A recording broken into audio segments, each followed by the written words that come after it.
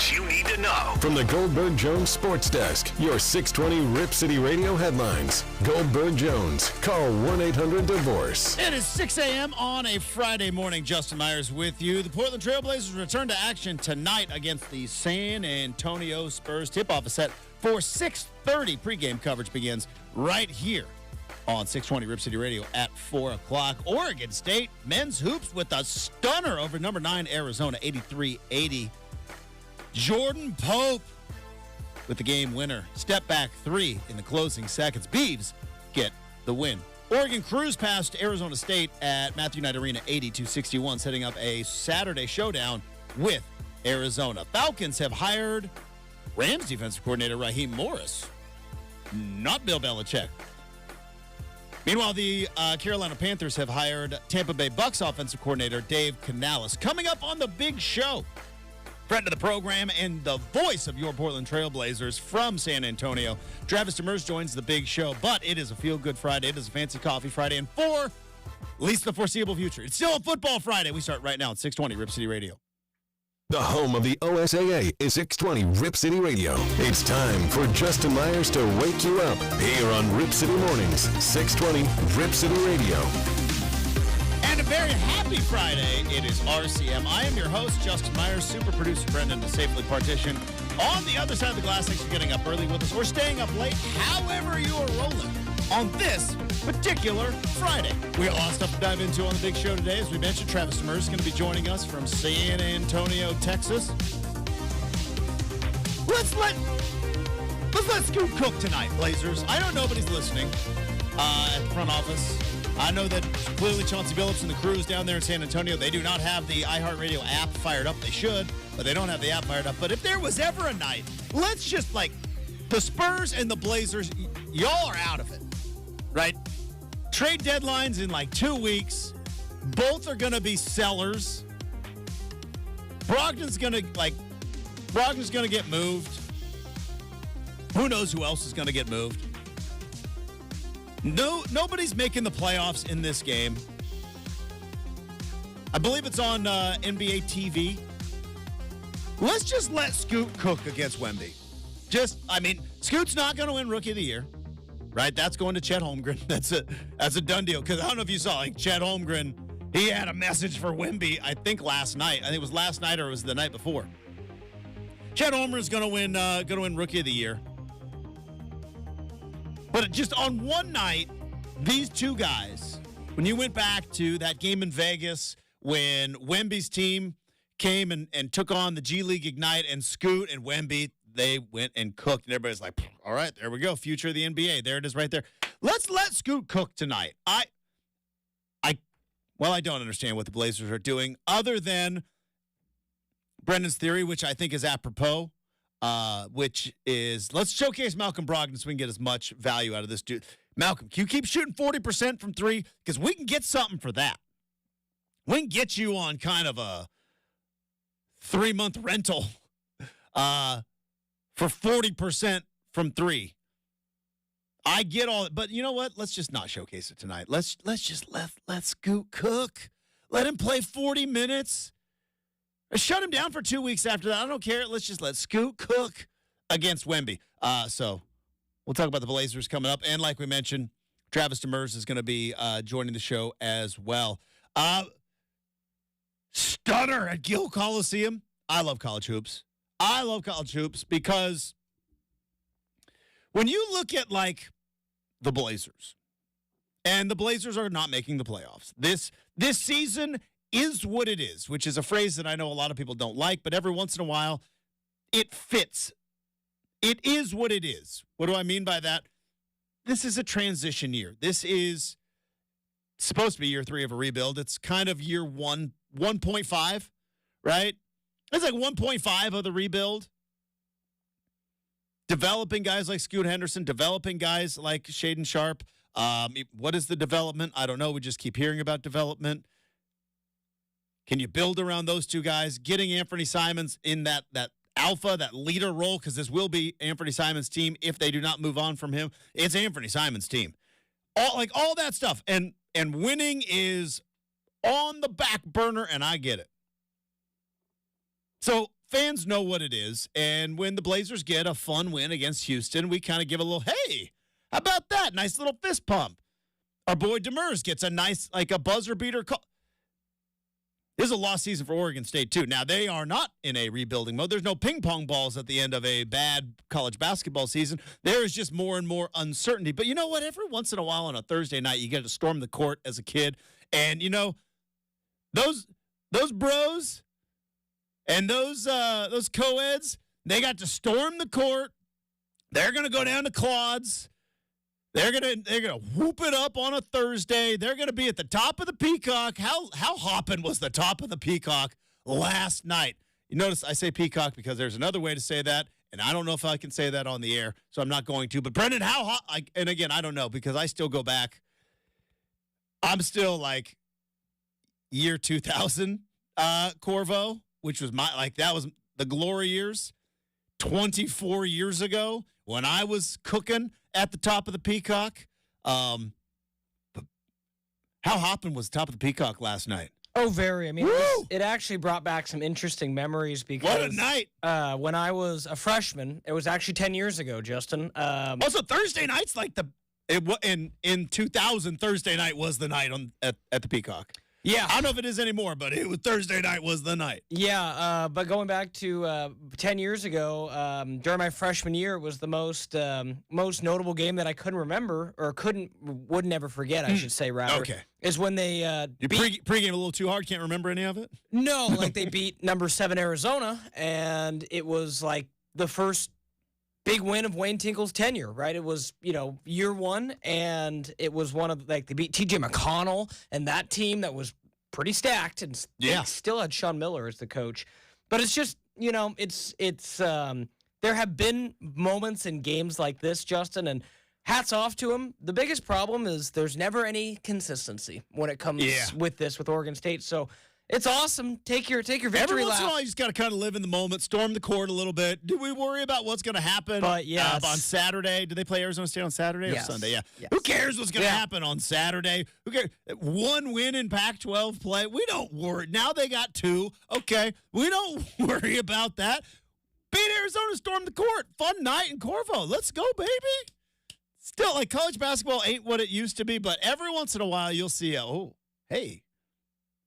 Did you guys storm the court back then, 10 years ago? Oh, yeah. That's when How was that? Oh, yeah. I have never been a part of a court storming. So it was... I've stormed the field at Autzen Stadium when Joey Harrington and Oregon in 99 comeback win against Arizona State. Stormed the field then.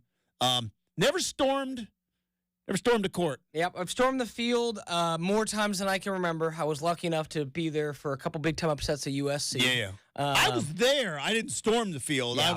I was a member of the media back then. I was standing also, like, field storming, like, is fun for, like, 3 minutes. Then it's like, how do I get out of here? Oh, I distinctly remember my family having to drag me off the field in 2008 after Oregon State took out number 1. But, yeah, no, a couple times. Like, I remember storming the court in 2014 and got a picture with Gary Payton Sr. He was there that game. And it was kind of cool that Bill Walton was calling the game last night, too. Yeah. So that's kind of a cool little, like, uniqueness to it. And, I would say that the court, Justin, for what it's worth, is cooler than storming the field. Hot take maybe. No, not a hot take. I'm actually with you on that. Storming the court, right, now it depends on where the student section is. True. Right? And it depends on the way it's configured. Like like North Carolina, I think like they put their student section behind the basket, which that as a court storming is ideal because there's no barrier. There's no implement. Autzen, Reeser, Husky Stadium, like you have to actually storm the field, you got to jump over a wall.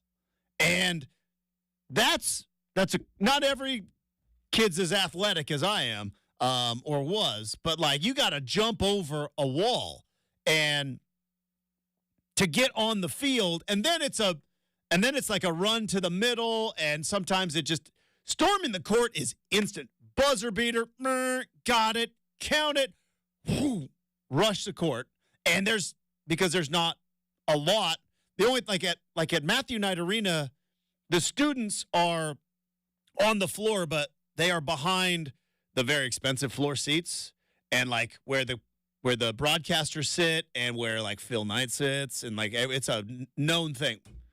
Nobody bump into Phil Knight, right? Nobody put a bubble around Phil Knight, but like the students will, but it's instant when it's a storming. You know what I mean?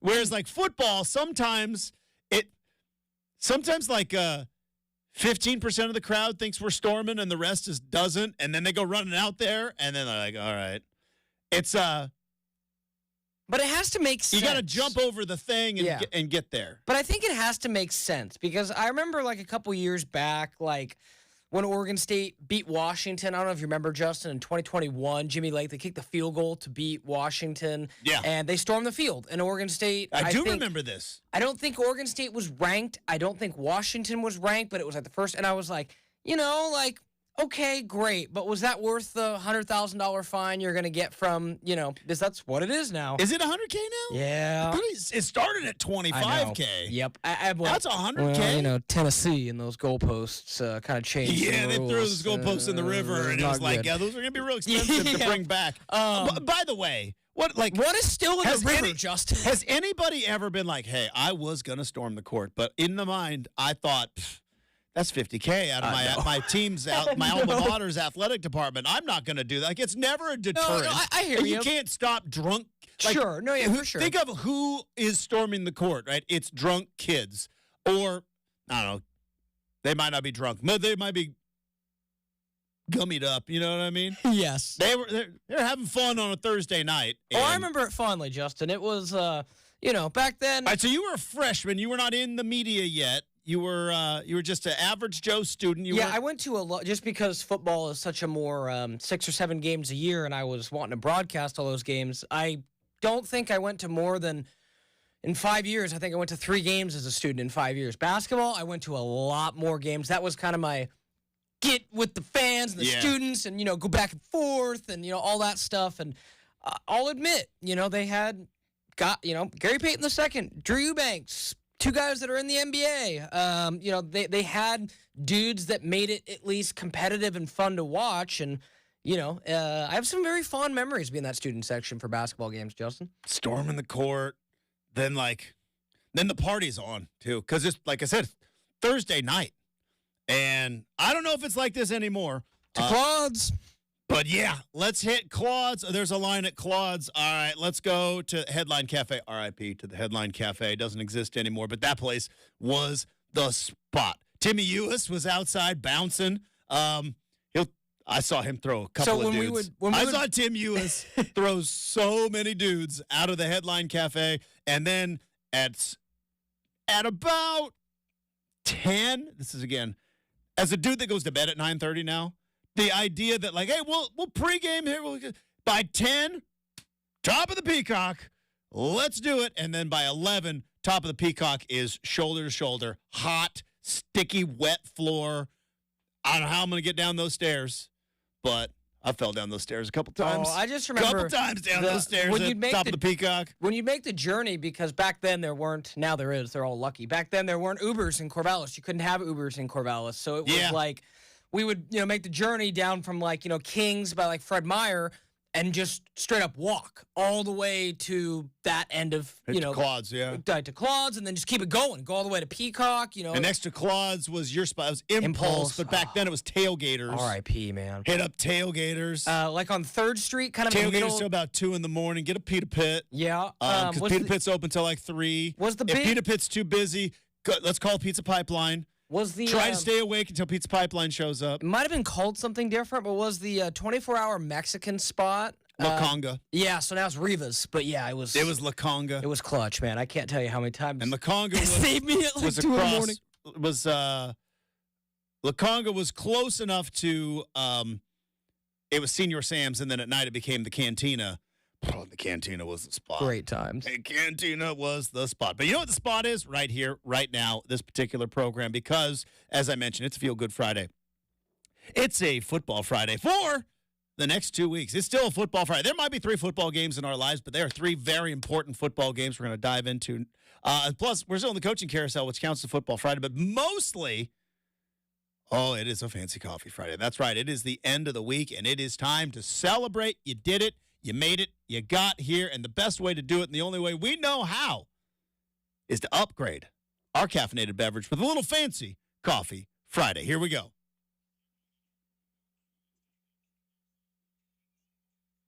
That's right. It is Fancy Coffee Friday. We made it to the end of the week, gang. Congratulations to the hardest working audience in all of sports radio, whether it's the Portland metro area, whether it's the Great Pacific Northwest, the West Coast, or anywhere in this particular country. I love this audience. We love you. We appreciate you spending any smidge of time with us, especially on a Fancy Coffee Friday, because you are on your way. Maybe you're at work right now, grinding it out. Maybe you're out there all week, clearing trees, up in the bucket lift, getting power lines restored. Hopefully we're back to normal now, Justin. Fixing houses. But the aftermath, right? You need the hard-working, blue-collar, dirty boot people to get out there and clear the trees, fix the roofs. And you know what? You did it. You made it. And we're here on a Fancy Coffee Friday. And for that, you need to upgrade your beverages. What is a fancy coffee? It's whatever you want it to be, right? Because we don't order shame. We don't put parameters on it. All you have to do is just treat yourself to whatever you want. Do you want a little extra French vanilla creamer? You do you. If you want to go and sit for 14 minutes while a snooty barista with a mustache and a beret pour over coffee like an artisan, you know what? If that's your fancy coffee, then you do that as well. Whatever it is in your world, we will not be order shaming. If you want whipped cream and sprinkles on a hot chocolate, you know what? That might technically not be a fancy coffee, but we don't care because you get to do whatever you want to do. So cheers to all of you. Cheers to you, Brennan. Cheers to the end of the week. We did it, gang. Happy Fancy Coffee Friday. Feels good. Feels good. All right. Fun stuff to dive into. Coaches are being hired that are not Bill Belichick. Is that a bit of a surprise? Also, coaches being hired that is not Pete Carroll. Have we seen the last of Pete Carroll and Bill Belichick coaching in the NFL? And how significant is that? Plus, we'll dive into what's at stake for these 4 quarterbacks in these championship games. That's next here, 620 Rip City Radio.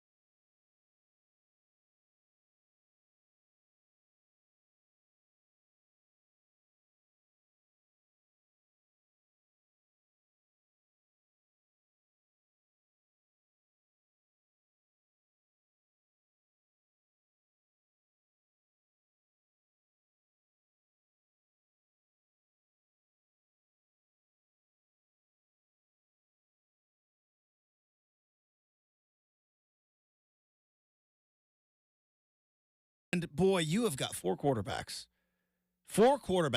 that have a lot on the line at varying different levels, right? In terms of legacy, in terms of narrative. And I know narrative is a word that we use entirely too much, but sometimes look, it just goes, it goes in that round peg, round hole.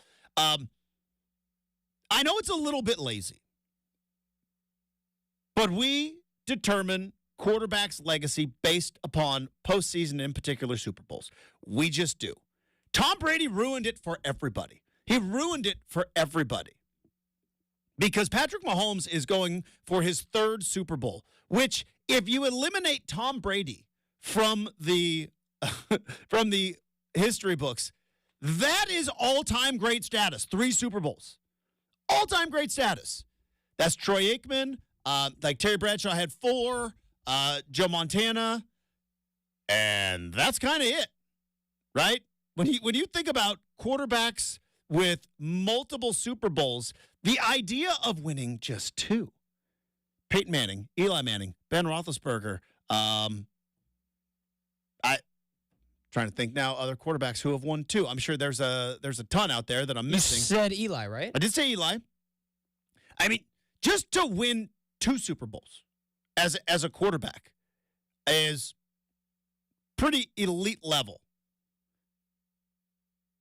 But the problem was Tom Brady came out there and won 7. He won 7 and like completely reset the expectations. Because you got Patrick Mahomes going for Super Bowl number 3, that's elite status. Yes, Brendan. Do you think that it was one of those things where Brady only, like, how much differently would we have looked at Brady's situation if Montana hadn't got 4, if Bradshaw hadn't gotten 4? Because forever that was always the mark. Yes. So when Brady ran past that in the most Usain Bolt style, it begs the question, like, did we, and I'm asking you because you were around. I was wasn't. there. Well, not with Bradshaw, but. Yeah, with, like, for how long did Joe Montana was not necessarily very much like Brady. Is he the most, like, purely talented player to ever play the quarterback position, or was he just an incredible winner with pretty good talent? And I think it's kind of a combination of the both. Mm-hmm. So here's how, if I can recollect, like Terry Bradshaw had the steel curtain. Andy had Lynn Swann, Andy had Frenchie Fuqua, and he had I think there was a salary cap back then, but like there was not free agency back then. You played for your team and you did not leave. And the Steelers were just the best at picking teams and putting teams together. And that's how you get the steel curtain. And Bradshaw happened to be, because like, you go back and look at some of Bradshaw's numbers in Super Bowls, they're not exactly the greatest, but you know what? He was there, and there was 4 of them, and ran roughshod. And then, Joe Montana was, because he had the comeback against the Bengals, and for a long, long time, like Joe Montana was the gold standard. So much so that in, I believe it was 1994, there's a clip of Steve Young as they are about to beat the then San Diego Chargers in the Super Bowl. Actually, it might have been January of 95, but it was the 94 season. And Steve Young is going like, will you get this monkey off my back? Because Steve Young took over for Joe Montana, and all the 49er fans were like, why aren't you winning Super Bowls like Joe Montana? Because he won 4. And it's kind of nuts back then. And so you had Steve Young win 1. Then you had the Cowboys win back-to-back. And then there was just a run of like kind of one-offs until Tom Brady came in and I don't know how grading on a curve works. I think we say that all the time. Hey, we're grading on a curve. I don't think I ever quite knew how that worked. It was like when somebody says, hey, write that off. We don't know what that means. Like, it's almost tax season, right? Hey, it's a write-off. Like, do you know what write-off means? I learned because I Googled it because I was called out by my wife. She was like, do you know what write-off means? I was like, I don't. I know you just say it. Grading on a curve was kind of like that. I don't know exactly what it means. But Tom Brady ruined the curve. We all knew. All I knew is that one nerdy smart kid, Aaron Zebart, could just ruin the curve for everybody. And it was like, dude, can't you just get like a B plus? Like, do you have to get an A plus ever to get a B plus?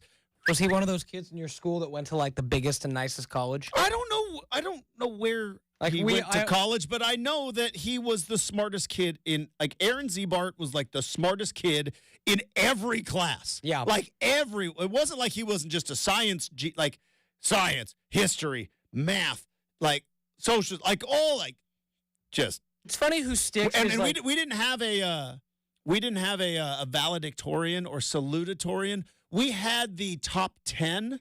So you basically, the top 10 GPAs of the class were all honored, but everybody's like, Z-Bart's like, got it. Like, he's number one.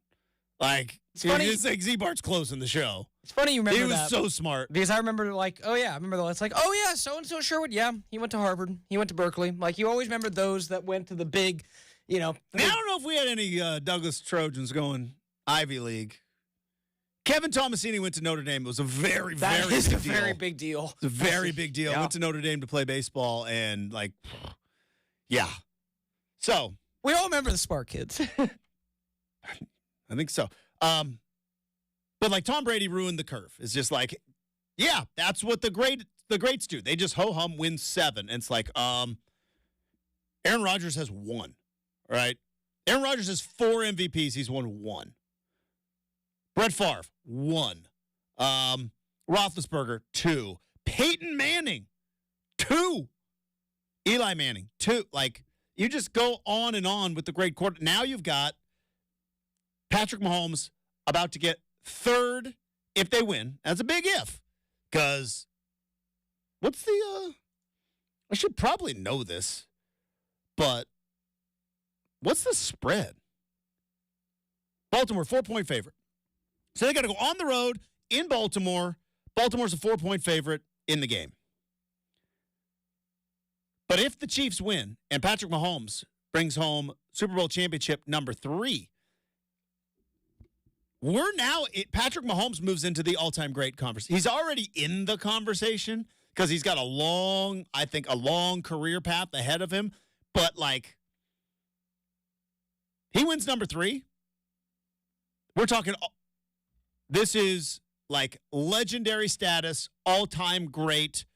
When we have debates and discussions about, in 20 years with the youngsters who are talking about some guy who's like, you don't know, you weren't there, you didn't see Patrick Mahomes play. He's going to be one of those guys if he wins. He's already kind of one of those guys with 2 championships and having played the in numbers a third. And the statistics and everything else. Like, we forget. And played in a third, yes. We forget when he got crushed by Tom Brady. Crushed, 31-9, great Super Bowl. But, number 7 was a COVID Super Bowl, wasn't it? Number 7 was the sweetest. Wasn't that the COVID Super Bowl? It was the sweetest, man. It was. But it was the weekend performing at halftime. Oh, it was the sweetest. Gave everybody, like, dementia because of the mirrors and everything. It was a bit of an eye show. Sick. What happened? The weekend got everybody vertigo. It was a lot of mirrors. I remember that well. What are we doing the weekend? Like, giving everybody vertigo. But, yeah, if he comes out with 3, Justin, and let's see here. So I just want to make sure I get this right. So if he came out with 3, and he would be – okay, so if he got it this year, he would be 29 years old when the season started next year. Let's just say for sake – let's not even say Brady. Let's say he plays for 10 more years. He plays 38. Uh-huh. That would only be asking him to win 4 out of the next 10 years to tie Tom Brady. Yeah, but that's insane, though. Is it, though? It is in the fact that if you eliminate, like we started, Tom Brady from history and look back at history, it's insane. It is.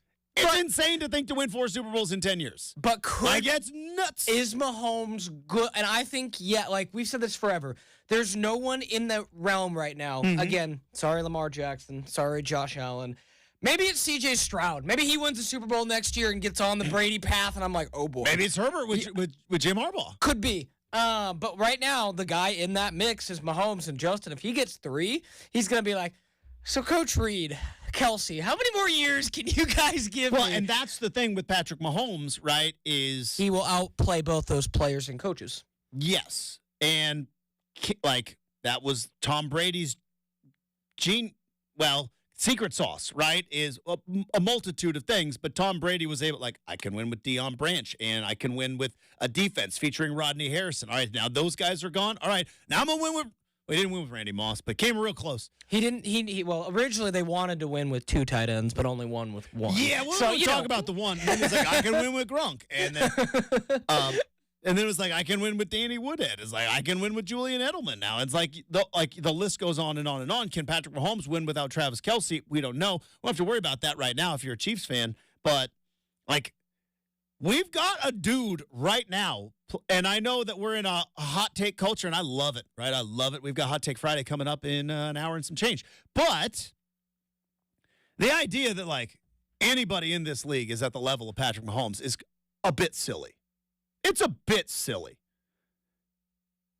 Like, who's in his class? Mahomes' class, right? Like, Aaron Rodgers maybe, but then he popped his Achilles. We haven't seen him play football since. And yeah. So, no. Josh Allen, no, because they keep playing each other, and Patrick Mahomes keeps winning the game. You know what I mean? I would say nobody's in his class. I think maybe Herbert, but like we're not there yet. I mean, if you want to look at purely accomplishments, I mean, it's a small list. Like, I guess you could make an argument that, like, Stafford is a tier below. Yeah, I think well below. Yeah, with 1 ring, but, like, yeah, it's not even close because I don't think anybody has, like. Like, I don't want to sit, like, I'm not a Chiefs fan. I don't want to sit here and, just butt kiss Patrick Mahomes, but, like, we are in I'll call you Collinsworth. We are. This guy. But, like, we're in a spot now where it's like, this guy is on a different level than just everybody. I don't know if anybody's particularly close. He's hurt right now. He does not have a ring. Joe Burrow could be in that class for me. When he's right. Yep. And again, we'll see how this year, if Patrick Mahomes gets 3, then you're like, okay, this conversation stopped. But I'm talking pure talent, guys that I think, and for what it's worth, Justin, Joe Burrow did beat him, went to a Super Bowl, took his place. He did. They lost to Stafford, but he did beat him. So I would say the closest is probably Burrow, and he's had I think 2 major injuries. Burrow, like, the 13 seconds thing really got to eat it, Josh Allen, right? And the 40-some-yard field goal, right? It's just like, come on, what do I got to do? But like I said, what did I start off the segment saying? This is a lazy argument. It is. Because the other arguments are nerdy and boring. Like, lazy arguments are fun because it's like everybody can do 3 versus 1. Got it. Difference. And so there's that. But, like, just consider, Justin. But I was also going to throw out, what if Lamar Jackson wins the Super Bowl? Like, does that, like, this might be like a make or break Lamar Jackson down the road. Is he a Hall of Famer? If he wins the Super Bowl, good luck keeping him out with his numbers. 2 MVPs and a Super Bowl win. Completely dynamic player. Like, Lamar Jackson has an opportunity in front of him to elevate to, we talk about who's at Mahomes' level. If Lamar Jackson wins on Sunday and wins the Super Bowl, he's the closest to Patrick Mahomes. I agree. But I think he leapfrogs Joe Burrow. Probably does. Now how crazy is this, Justin? Since 2018, only 2 quarterbacks not named Tom Brady have Super Bowls. Do you know who they are? Well, it's Matt Stafford. Actually, 3. I'll throw Matt Stafford, Patrick Mahomes, and Nick Foles. Yeah. Man, NFL's a funny game, isn't it, Justin? It really is. But, like, yeah. You go from where we all were talking about Lamar Jackson in the summer like he was some flash in the pan. 2019 was a fluke. He keeps getting hurt, can't build an offense. He wins a Super Bowl, and it's like, conversation changes. We don't ever say that again. We're done. Brock Purdy. Brock Purdy wins the Super Bowl. There's still going to be haters. All right, there will still be haters, but it would quiet a lot of them from, like, right guy, right spot, look at all those weapons, blah, blah, blah. Never mind that Trey Lance couldn't do it, right? and that Jimmy Garoppolo came close, but he couldn't do it either. Right? Never mind that. But Brock Purdy happens to be and then, man, what a complete about face in the career of Jared Goff. If Jared Goff beats the 49ers, takes the Detroit Lions to their first ever Super Bowl, wins it, and then, Brendan, do we look back at his time with the Los Angeles Rams a little bit different? Because right now we look at it as like, yeah, he kind of like we look at Brock Purdy, right? It's like, oh, good quarterback, McVay's offense, weapons around him. Tom Brady took it to him in the Super Bowl. But, like, if Jared Goff and the Detroit Lions, heck, even make it to the Super Bowl, I think we look back at the career of Jared Goff a little bit different. Like, we look back a little bit different. Like, very rarely do you get to rewrite history, and he might be able to do it. What a fun weekend. Yeah, so much stuff on the line. Not to mention, Bill Belichick and Pete Carroll aren't coaching football next year. That's kind of crazy. So we've got a lot more football to dive into. Definitely got some hoops to talk about. We got Round Ball Rock coming up in a bit. Blazers, Spurs tonight. So stick around. Got a ton coming up. But before we get to the break, I do want to tell you about the good folks at DeBella. That's right. The official home improvement partner of the Portland Timbers. How'd your house hold up against the ice storm? Is it time to finally upgrade? Maybe your roof, maybe your windows, maybe your siding. It was a little drafty inside that house, cranking up the heat, going like, where on earth is all this heat? Well, DeBella's, by replacing your windows, by fixing your roof, can save you up to 30% on your energy bill. Keep that heat inside the house. Hey, we're not heating the outside here. Also, maybe when you were stuck inside and you're taking a look around going like, I never liked this bathroom in the first place. Well, they can renovate bathrooms along with roofs, along with windows, along with siding. And here's the deal. 0 down, no payments until 2025. How about that? 0 down, no payments until 2025 on approved credit for roofing, siding, windows, bath renovations. DeBella is one of the best in the business because they got 15,000 plus 5-star reviews. You want to be the next one on that list? Get a hold of them at DeBella, DABELLA.US for a free, no obligation appointment. They can make updating your home so easy. 15,000 5-star reviews on Google. That's their customers talking about how great the work that DeBella does, and it can be you right there in that mix. DeBella.US, the official home improvement partner of the Portland Timbers.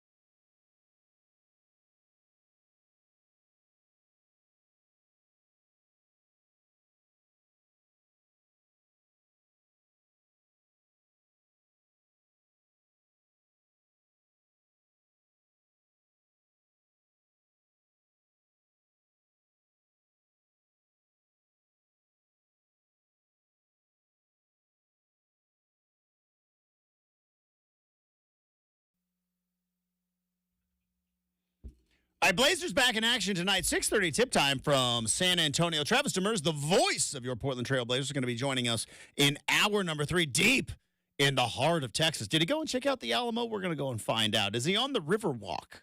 How many churros has he eaten? Or is he probably just sitting in his hotel room watching a movie? We'll find out because Travis Demers is going to join us coming up in hour number 3. But there is other things going on in the NBA, including Blazers saying, like, never mind. And the All-Star starters have been named. Let's dive into all of it with Roundball Rock and John Tesh. Here we go. All right, let's start with the Blazers off the court. Apparently, the Blazers wanted to keep their $10,000. Was it $10,000 for filing a protest? Yeah. Blazers want to keep their $10,000. They intended to file a protest, and they let the 48-hour deadline over Tuesday's loss to Oklahoma City lapse. Confident, this is according to Woj, which means that Joe Cronin was texting this to Woj. I'm pretty sure Joe Cronin was like, Woj, here, can you just say this? But according to Woj, they were confident that they communicated their frustration to the NBA about the final moments of the game. A source, Joe Cronin, told ESPN on Thursday night. So the Blazers said, we're going to protest. And the NBA goes, that'll be $10,000. It's like, well, we're not, but you see how mad we are. Yeah, we got it. Well, all right. Well, as long as you know that we're mad, keeping our $10,000. You haven't upheld the protest since 2006. But we're still really mad. Like, noted. Portland Trail Blazers. Mad. Is it like a Mike Tomlin? Are we good? Do Are we not good care? now? It's like a Mike Tomlin what? We do not care. We do not care. You were Matt? Got it. What would you like us to do about it? Go back and replay the game? That's cute. Anything else? No? We're done here. So the Blazers will Probably exactly how it went down. Let's not kid ourselves. Paraphrasing a little bit, but there will be no protest from the Portland Trail Blazers. All right, all-star starters. Let's dive into it. Who got snubbed? Here's the LeBron James, first player to be named to 20 all-star teams. That's insane.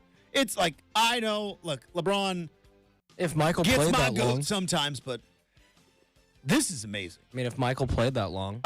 If Sanans were pots and pans, you know what I mean? Gotta throw that in We there. have a lot of fun in the kitchen.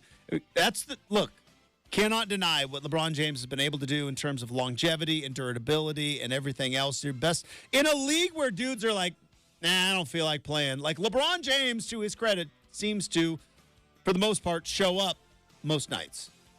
But he is now a starter for the Western Conference. 20 all-star teams. That passes Kareem Abdul-Jabbar for the most all-star nods in NBA history. Jokic, so LeBron, Jokic, Durant, Luka. Hopefully he doesn't kick anybody out of the all-star game. Those tickets are expensive, Luka. And Shai Gilgeous-Alexander. All right. I got no problem with the Western starters. Anybody out there? Like Anthony Edwards maybe could have made a case, but I don't think he should be in instead of Luka. Anybody out there? Hot take. Did Dame deserve to be a Eastern Conference We'll starter? dive into that here in just a moment. West, no big issues. No big issues. All right, so here's the East. Giannis leads the voting with the East, joined by Joel Embiid, Jason Tatum, Tyrese Halliburton, who's been having a fantastic season, and Damian Lillard is now an all-star starter for the Milwaukee Bucks. Must be that big market of Milwaukee, you know, that big giant. Little market in Portland can't start. Also, Steph Curry was in the West. But that's the difference. Isn't it crazy? Like all those years, like Dame was on the All-Star team, was not a starter. It was like, yeah, Steph Curry's there. Who would you replace him with? Right? I'm kind of with you. It's like he's not having career highs. He's actually kind of stats are a little bit down, but like who would start at that point? Who's the dude for the Knicks? Brunson? Brunson, no. And Let's Tyrese see. Maxey, no. Per stats, Trae Young's having a better year. Trae Young is having a great year. Do you think his So- hair distracts everybody? Because his hair is so bad. And the fact he plays in Atlanta, where it doesn't seem like a lot of people care about basketball there in Atlanta. But yeah, Trae Young potentially. The point guard star level in the East just Well, if Ain't what if it you're going used to to do be. guards, again, Donovan Mitchell, that one's interesting. better year than Dame. It's surprising that Donovan Mitchell not a starter, but I guess it's a fan vote, right? I'm going to go hot. I mean, even a hotter take, Justin. Tyrese Maxey has been better for his team than Dame has for his this year. Yeah, but okay. I get in this argument all the time, right? Because there is It's close, but with the all-star, right? Star has to matter. Popularity has to matter. You and I know who Tyrese Maxey is, but like he is really good. I don't know if average Joe sports fan knows who Tyrese Maxey is. Or, you know what I mean? So it's like at some point, popularity, star power has to matter. And it is Dame. By the way, did you see they gave Dame a watch with the picture of his game-winning shot? Yeah, maybe that could have Wish been done we'd in Portland like years ago. wish we'd but thought of that. Probably was a non-basketball decision. It's like when you break up with your girlfriend, a new boyfriend says that's a smart idea. I wish I'd have done that. No. Wrote down the lyrics to her favorite song. It's like, oh, man. All right, we have got hour number 2. We got a Hot Take Friday. We got Make or Miss. We got all sorts of fun stuff. Next, 620 Rip City Radio.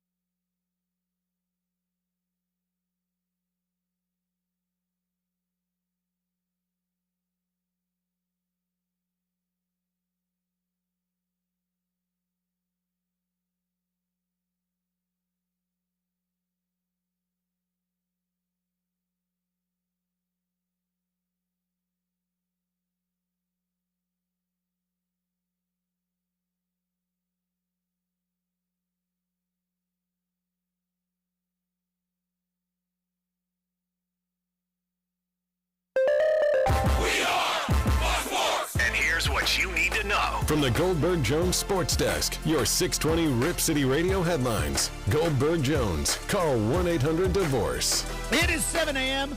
on a Friday morning. Justin Myers with you. Blazers return to action tonight. They'll be taking on the San Antonio Spurs and that big, tall French guy. Tip-off is set for 6:30. Is Wemby playing tonight? I hope so.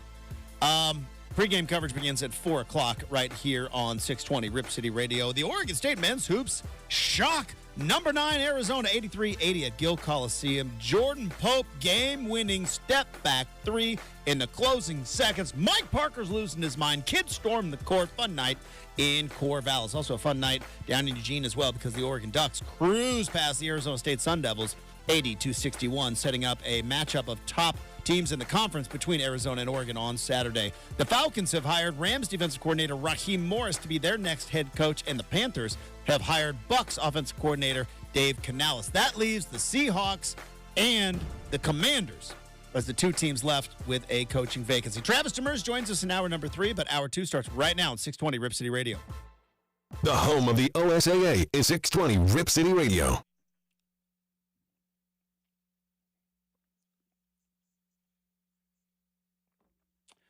All right, it is hour number 2 of RCM. It is a Fancy Coffee Friday. It's also a football Friday because there is 2 games with a Super Bowl at stake coming up on Sunday. Brendan, not who you think is going to win, because here's the thing with the Super Bowl. Whomever wins and sets up the Super Bowl matchup creates what we are going to hear about in the sports world for the next 2 weeks. And I'm wondering what's the best matchup in terms of 2 weeks of Super Bowl prep? Because I know who I think is going to win, but I don't necessarily think that might be the best matchup or it might not be the most entertaining. It's tough. I'm going to go with Chiefs-Niners because I want the rematch of the 1 month before COVID Super Bowl. And I'd like to see the Niners prove, hey, Jimmy Garoppolo maybe overthrew our chances at a Super Bowl against you guys. Brock Purdy, maybe not so much. So that narrative, the Chiefs and 49ers, because that was obviously, correct me if I'm wrong, Justin, that was Mahomes' first. Yes. Right. So they they won that one. Everybody partied. Lost to Brady the next year. Well, then the world went inside. Right? It was, what a time to be alive. Yes, it was. Some of us were planning a wedding and a honeymoon, and everything's like, hey, they're throwing a parade in Kansas City, and Patrick Mahomes is chugging Coors Lights. Is like, oh, boy. World changed. It did. But no, so I want to look past it, but yeah. Just think about that butterfly effect. Because the Niners were winning that game. That was was the Kyle. That's again adding to the kid. Does Kyle Shanahan not know how to coach a fourth quarter of a Super Bowl? I just think time management's not one of his stronger traits. Because he's a really smart football coach, Justin. He does things on a football field that I could never dream of. But I think time is just a little tough for him. I know he was the coordinator. I know it's easy to blame him. That one's on Dan Quinn. Dan Quinn is going to get introduced in Seattle. They'll go, Dan, what have you learned since then? Don't employ Kyle. Well, also, when you've got the Super Bowl in hand, sometimes it's okay to just run the ball into the line, let the clock just continue to tick, tick, tick, instead of getting a little cute. And it's like, we need to get the ball. Like, what were they doing? Anyways. So I think that would be the matchup I'd like to see, but you could. 49ers Chiefs? Yeah. No, I know the Lions and Ravens. Like, I wouldn't be disappointed with any matchup, Justin, because I think every matchup between these 4 teams, all permutations and combinations of these teams, it'd be fun. So I'm conflicted. Conflicted, especially with the AFC. Right? Here's my conflict. I don't like the Ravens. I'm a Steelers fan. I don't like the Ravens. I don't like the Ravens. It's a rival, right? And it's like, rivalries are fun, but rivalries need to be taken seriously, and I don't want the rival of my beloved Pittsburgh Steelers to continue to win. I respect Lamar Jackson. I very much respect John Harbaugh. I respect everything they've done in Baltimore. Lost twice to the Steelers, no big deal. But I don't want them to win. Are they your most despised team in the is there in the NFL? No, in your division. Yeah. But over Cincinnati, Cleveland, you wouldn't feel this way. Interesting. It's close, but the Ravens are the this worst. This is interesting. I always like a good little bit of pettiness, Justin. There were some like mid 2000s battles. Ravens Steelers.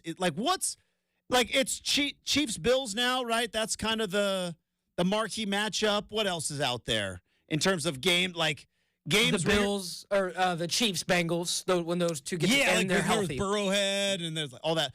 Back then, man, it was Steelers Ravens. Now maybe I was looking through my black and yellow sunglasses, but it was Steelers Ravens back then, and it was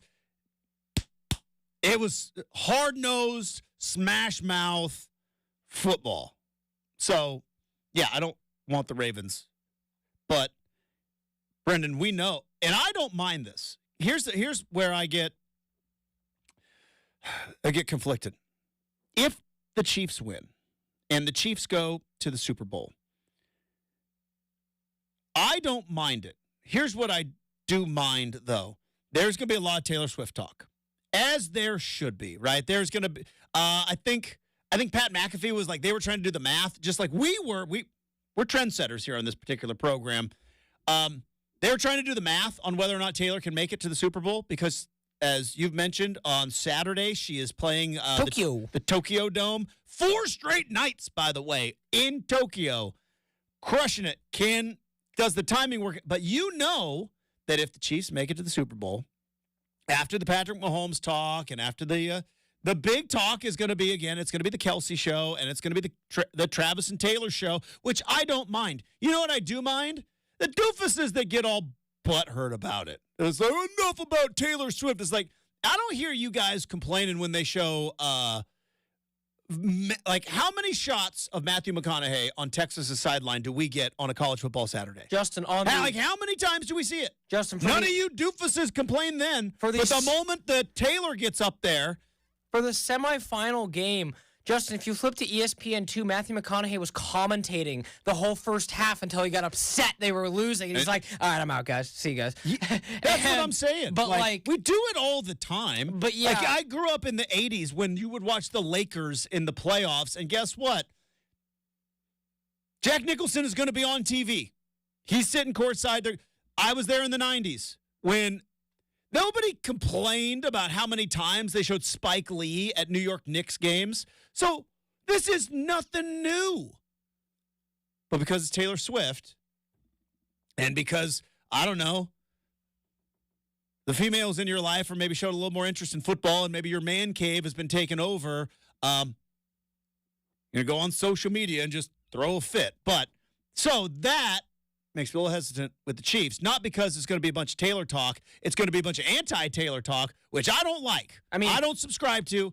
I love Taylor Swift. Well, love it. And Justin, just on the surface of that, we talked about it. There are and then there's going to be the backlash to the backlash. Yeah, sorry to cut you off. No, you're totally, I'm rolling right you're now. You're totally good. I'm jacked up on fancy coffee right now. I think we both are a little piped up this morning, but it's a good thing. Taylor, just a couple things with that. I think with corporate jets and things, she can sleep on the plane. They can be like, Taylor, sleep, you'll wake up, you'll be at the Super Bowl. So, Vegas, Tokyo, that's possible. Where's she going after? She's got time off then? So that last Tokyo show, there's no more dates after that. Okay. At least I don't think so. Maybe some American dates, but I think America's closed out. But she crushed America. Okay, she bled the economy dry. But just think about that. Nobody has any more money. I was mentioning it to my buddy over the weekend when we were sitting there. I'm like, do you think Taylor would go? And we're like, yeah, I mean, it's possible, but Justin, we think it's a big deal when Taylor does. I think she did 3 or 4 shows in one city. It's insane. Here. But to do 4 shows in Tokyo, where you probably have people from all different countries in Asia, not just Japan, making their way to Tokyo, Justin is going to be so packed. She will be exhausted by the end of those. So there's my conflict with the AFC. But yes, all that to say, I hope the Chiefs make it for that reason. So here's my But because the Chiefs are going to go, and there's going to be Taylor talk, and there's going to be backlash to the Taylor talk. Then there is the backlash to the backlash, and it's like, oh my God, can we just stop? Can we just enjoy Shake It Off? It's a good song, okay? All right, moving on to the NFC. Personal conflict here, because again, It's Rip City Mornings with Justin Myers. So I'm going to talk about my personal conflict. I want Dan Campbell in the Super Bowl. I do. I love Dan Campbell. I have pulled a complete 180. I thought it was a joke when he was hired. I thought and again, I wasn't completely off my rocker when they hired this dude. They're the Lions. They are an organization that, other than Barry Sanders, has no success in my lifetime. Zero, zilch. Take Barry Sanders away from... Who's the most famous Lion not named Barry Sanders? Oh, Megatron. Calvin Johnson. Oh, yeah, dude. Megatron was the dude. Sorry, you didn't want me to come up with a name that... No, it's good. You're right. That big, but man, Justin... I totally forgot about Megatron. When I was growing up... They didn't do anything. No, when I was growing up, it was Stafford and Megatron are going to go for a couple 100 yards a game. Megatron's going to dominate, but they're still going to lose. They're going to lose. Like that. Yeah. But no, I'm sorry. Megatron was so good. Megatron was good. He was so good in his prime, Calvin Johnson was so good. It's a good pull. But that's it. But that's it. Go back when they hired Dan Campbell, and I'm like, this is a joke. Because I guess, to your point, they had Matt Stafford, Super Bowl capable winning quarterback, and Megatron on the same team. Couldn't do jack. Justin, couldn't do jack. Where they go to one playoff, I think, and lost. Let's see. He was, more importantly, he was 20 yards away from a 2,000-yard receiving season, which I think is pretty hard to do. This also shows where the Lions were, because Matt Stafford was like, the rest of you clowns, I can't throw. I am throwing to Calvin. Yeah, That's and that year he had the almost 2,000. They went 4-12. So there you go. They're 4-12. So there's a history of ineptitude with the Detroit Lions, and they hired this dude who's like, all right, man, we're going to be biting kneecaps and fighting with one butt cheek. I was like, whoa, what is going on? Honorable mention for Ndamukong Suh because he was dominant in that stretch too, Justin. They just couldn't fit. Ndamukong, he was, shout out, Grant High School? Yes. Yeah. Grow Generals. He played around so much, though, that I forget, that was, he also kicked a couple guys in the junk. He did. He kicked one guy in the junk. Who did he kick in the junk? Is that Matt Ryan? Did he kick Matt Ryan in the junk? I think he did. I'm curious. Oh, it was Ryan Mallett. Ryan Mallett. Yeah, you were close. You knew it could was have given me 1,000 guesses. Yes. What's Ryan Mallett doing nowadays? Anyways, so I want Dan Campbell to be in the Super Bowl. I want 2 weeks of Dan Campbell cranked up to 11. Listen, man, right? I want all of it. Also, there is something about the city of Detroit. They need a Super Bowl, right? They need a Super Bowl. But, like I said, this is about me now. You know what I don't want to hear? Is Chad Dewing, my brother on this station, whom I love, don't always agree with, but I love Chad Dewing. He's going to go and take such a victory lap on his Brock Purdy nonsense because he has been massively wrong on Brock Purdy. He threw out a hot take last year. He has been wrong about Brock Purdy. He has called me out on Twitter about my Brock Purdy takes and my 49er takes. And I was like 49ers, they're the best. They were the best team in the NFL all year. Yeah, they had a little bit of a lull, middle of the season. Left tackle got hurt. Debo got hurt. But it's I want to see Chad Dewing's Twitter for 2 weeks. Brock Purdy throws for 330 in the NFC title game, right? Because even now, they won the divisional round, but Purdy didn't play very well. He did in the fourth quarter when it matters, but Purdy didn't play very well. And here come all the haters again. And it's so I want Dan Campbell, but I don't want Chad Dewing to be able to take a victory lap on his Purdy slander nonsense. So this is my conflict right now. That being said, I think it's going to be Chiefs and Ravens. Or not Chiefs, Ravens. They're playing each other. I think it's going to be Chiefs, Niners. That's who I think it's going to be. So we think Lamar's not going to make it. It's Patrick Mahomes. I know. I'm not betting against him after last week. How much we tried to cook the Chiefs. I bet against him last week. A month and a half ago. Remember a month and a half ago? Chiefs are cooked. They're done. Is it finally over? Nope. No, Patrick Mahomes. I'm not done yet.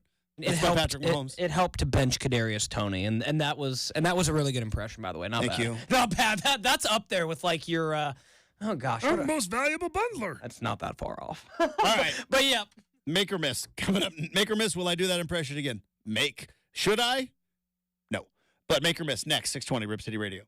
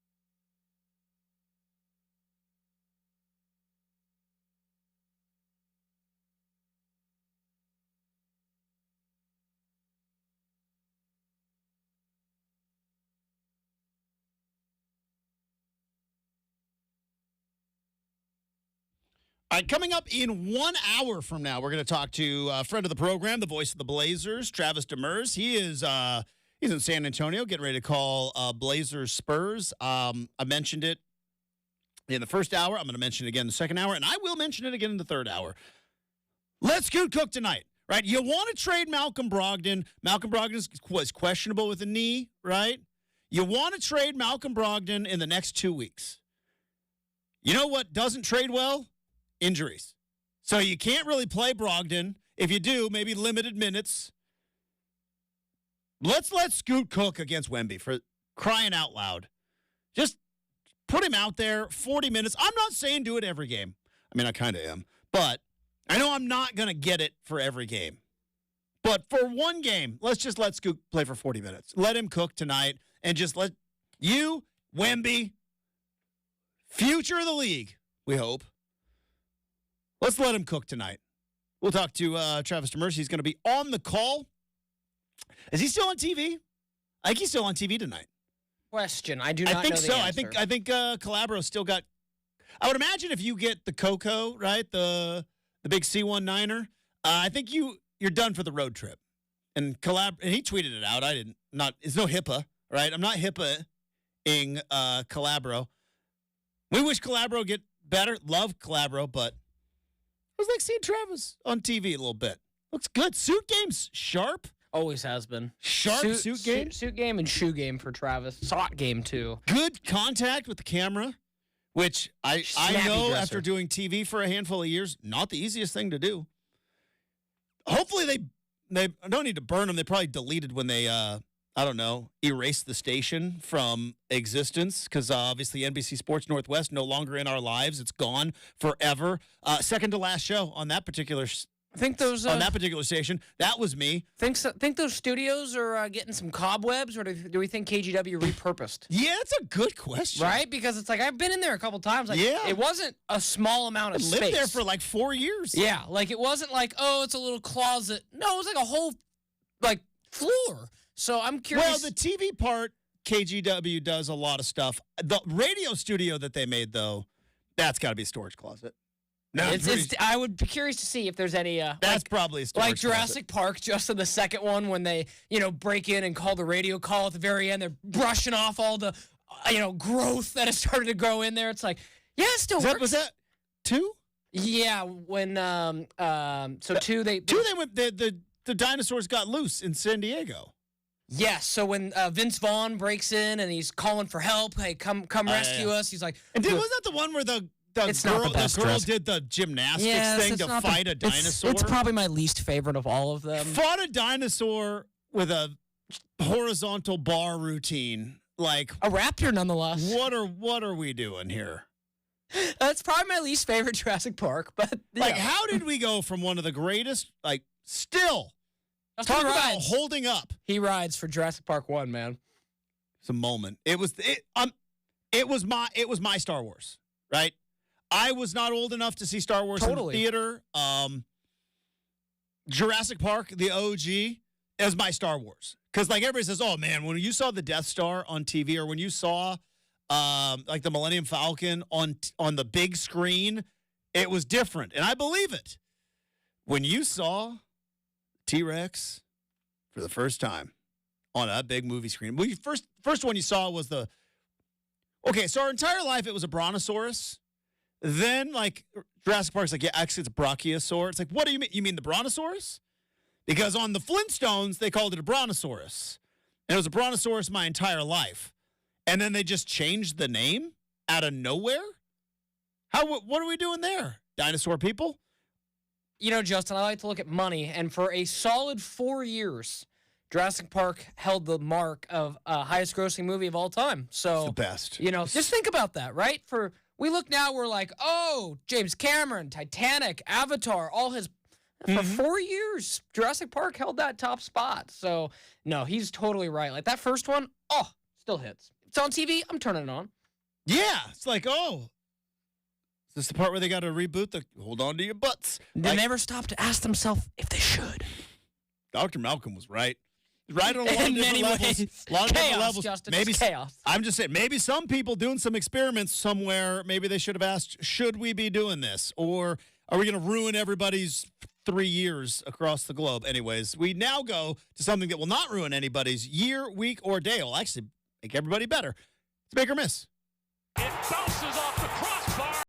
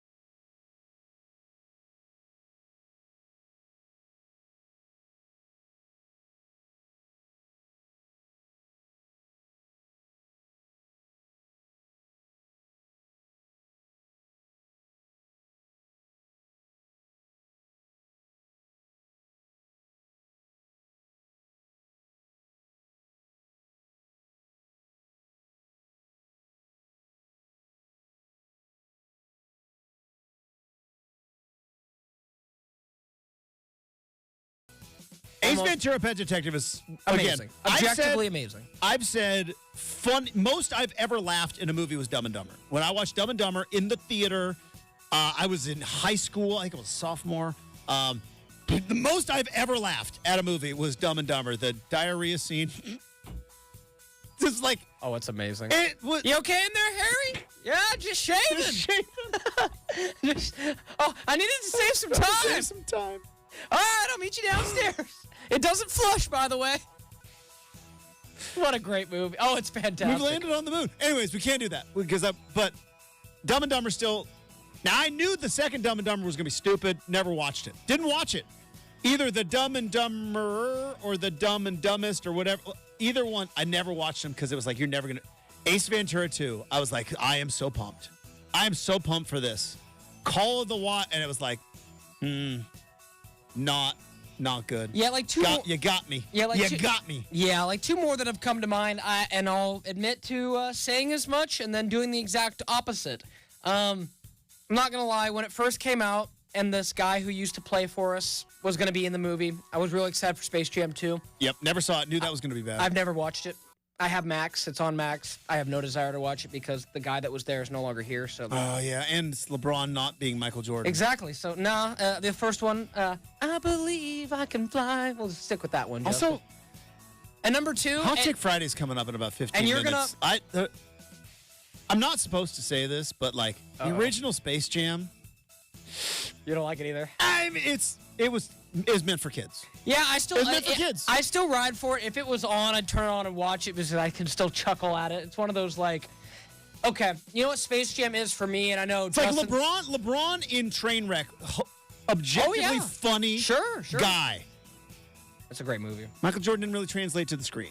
You know what I'm saying? When he played basketball, great. Sure. But I like mean- Michael Jordan didn't really translate to the screen. Yeah, like I just love all And this. nor he should. Yeah, Should he? like the celebrity cameos were better in Space Jam 1 than Space Jam 2. Like I liked Larry Bird, I like Bill Murray. Yeah, that's the problem with Space Jam is like when Bill Murray shows up and everyone's like, all right, so can we just get more of that? Yeah. Instead of Michael Jordan, that's a problem. Yeah, Bill Murray. But yes, so like that, but like for me, Justin, like, and this is gonna sound silly because you're gonna be like, Brendan, I was in college when that kids movie came out. Like Space Jam and like Mike. Those are the two movies from my childhood. Jonathan Lipnicki? Oh, yeah, dude. And Bow Wow now, Lil Bow Wow. And Morris Chestnut, the star of the LA Knights. Justin. Yeah, no, like that movie and like Space Jam, like I could be like, okay, need a good childhood basketball movie to throw on, I would. But you're going to laugh and you're going to sit there and go, yeah, I told you. The movie that stood out to me that I was so freaking hyped up to watch, Justin, that disappointed me. You may know where I'm going with this. I don't. Avatar 2. I had been waiting for Avatar for, let's see, 09 to 2022. So that was what? 13 years I had waited for that. Did everything, like, my buddy and I basically were on the website to get the IMAX tickets. It was like, you know, Lord of the Flies, getting those tickets. And it was awesome to look at, but the plotline and story absolutely stunk, and I was disappointed because I was hyped. And Justin will tell you, I was hyped for that movie. I know you were hyped for it. So, let's hope the third, fourth, and fifth are better. Well, good news, because Titanic's still your favorite movie? It's hard to put one favorite. I have like a top 5. Okay, but it's in there? Yes. Good news is no sequel to that. No. No. All right, No. here we go. To your two-parter. Yes, that I almost hijacked. forgot about my 2-part Baker miss, but here we go. All right, so first part, Wayne Tinkle bought himself so much goodwill. Part 2, Jordan Pope made himself so much money for a different team next season. I mean, we'll see, right? One shot, it's fun. It was a fun Thursday night. It was on the Pac-12 network, kind of late at night. Like, I don't know if a lot of people are going to be watching it. No, it might make, like, SportsCenter or something, but... So I only reason okay, so let's get real, because we don't lie on the. This is the truth table here, and Wayne Tinkle bought himself years off of an Elite Eight run in 2001, right? An Elite Eight run for the Beavs, and you know we were riding with him that entire time here, and we had Mike Parker on the show, and he got himself a nice extension, and since then, the Beavs have fallen. They've made no momentum. No recruiting gain, like nothing. Like, how many Pac-12 wins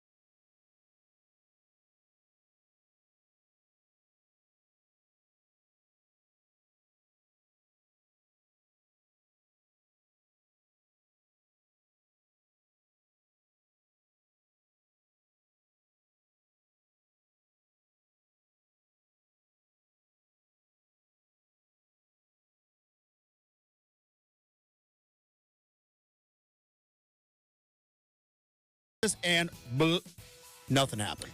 Yeah, can I honestly, Justin, because I've done this with my family, it's fun to break it down and be like, again, it doesn't bring me joy, but it's like, yeah, you can kind of explain it away. So let's look at that NCAA tournament, right? First round, you play the Fighting Keon Johnsons of Tennessee. Mm-hmm. Knowing what we know now, yeah, that's probably a game they win. Okay, maybe Keon Johnson and maybe he shot too much. Maybe he shoots I don't know if he shoots anymore, but when he was with the Blazers, that dude got into the game and was like, I am not wasting any time. I'm putting up my shots. Yep. Then they beat Cade Cunningham, who, again, you look at it, you're like, was Cade Cunningham really thinking about making a run or thinking about being the number one pick at that point? Right? Good point. Then you're like, oh, they play Loyola Chicago. Sister Jean? Yeah, took down Sister Jean. Okay, that one's kind of a good win. But the other two, you're like, you got a couple lottery picks leading those teams who maybe were ready to shut it down in a COVID-type year now, anyway. I don't know how many, because I don't talk to a lot of Beaver believers. Mostly me. I talk to you mostly. I've got a couple of friends who are like, meh, like, it stinks, but what are you going to do? It's always a tough spot when you are in a position, and I know because Oregon fans were there with Ernie Kent for a couple of years where you're like, when you're upset that your team wins because you don't want, like, that is such a bad place to be in. It's such, there's the expectation monster. Then there is apathy, which is, meh, we don't even really care. Then there's like, I'm mad they won because it maybe that will give, like you said, a little goodwill and buy a little and get a little breathing room. If they would have lost by 20 like they were supposed to do to Arizona and they only win one Pac-12 game all season, well, maybe then a change will be made. That's a tough spot to be from a fan base. Now, I don't know if everybody is like you, but feels like it. It's just tough because, there'll be games like this. I saw someone put on, on beaversedge.com last night. That's a fun shot. Like, fun this to watch was a guy knock one down. Like, this is the most Wayne Tinkle win ever. So it's just like, if Oregon State was going to go on a run, Justin, I think it's just like knowing you have the capability and potential to beat a team like this, but you started, 2-6 in league play. Just like that kind of inconsistency. But again, going back to the second part of this, Jordan Pope is now a top 5 scorer in the Pac-12. Oh, yeah. Oregon State lost. Oregon State has proven the last couple years to kind of be a bit of a farm basketball team. Yeah. Most of the money is used to save Damian Martinez, and rightfully so. He's going to be really good on UCLA next year. Unfortunately, because UCLA is going to hammer the transfer portal. But I'm like, Justin, if you're, let me put it this way. How many Damian Martinez are there out there? Like, Oregon State's going to be searching for all of them who are like, yeah, okay, maybe money's not the most important thing. And I think you can pull it off for 1 year of like, hey, do you love this place? Stick around. If you stick around, then you're going to play a Mountain West schedule and basketball.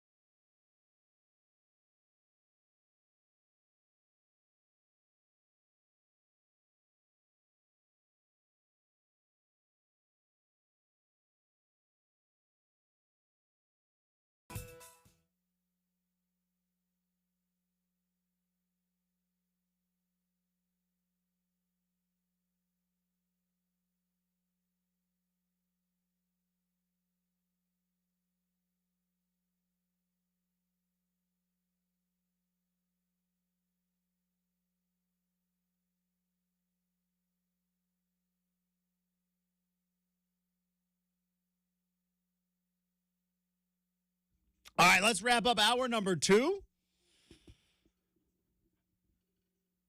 It is a Friday.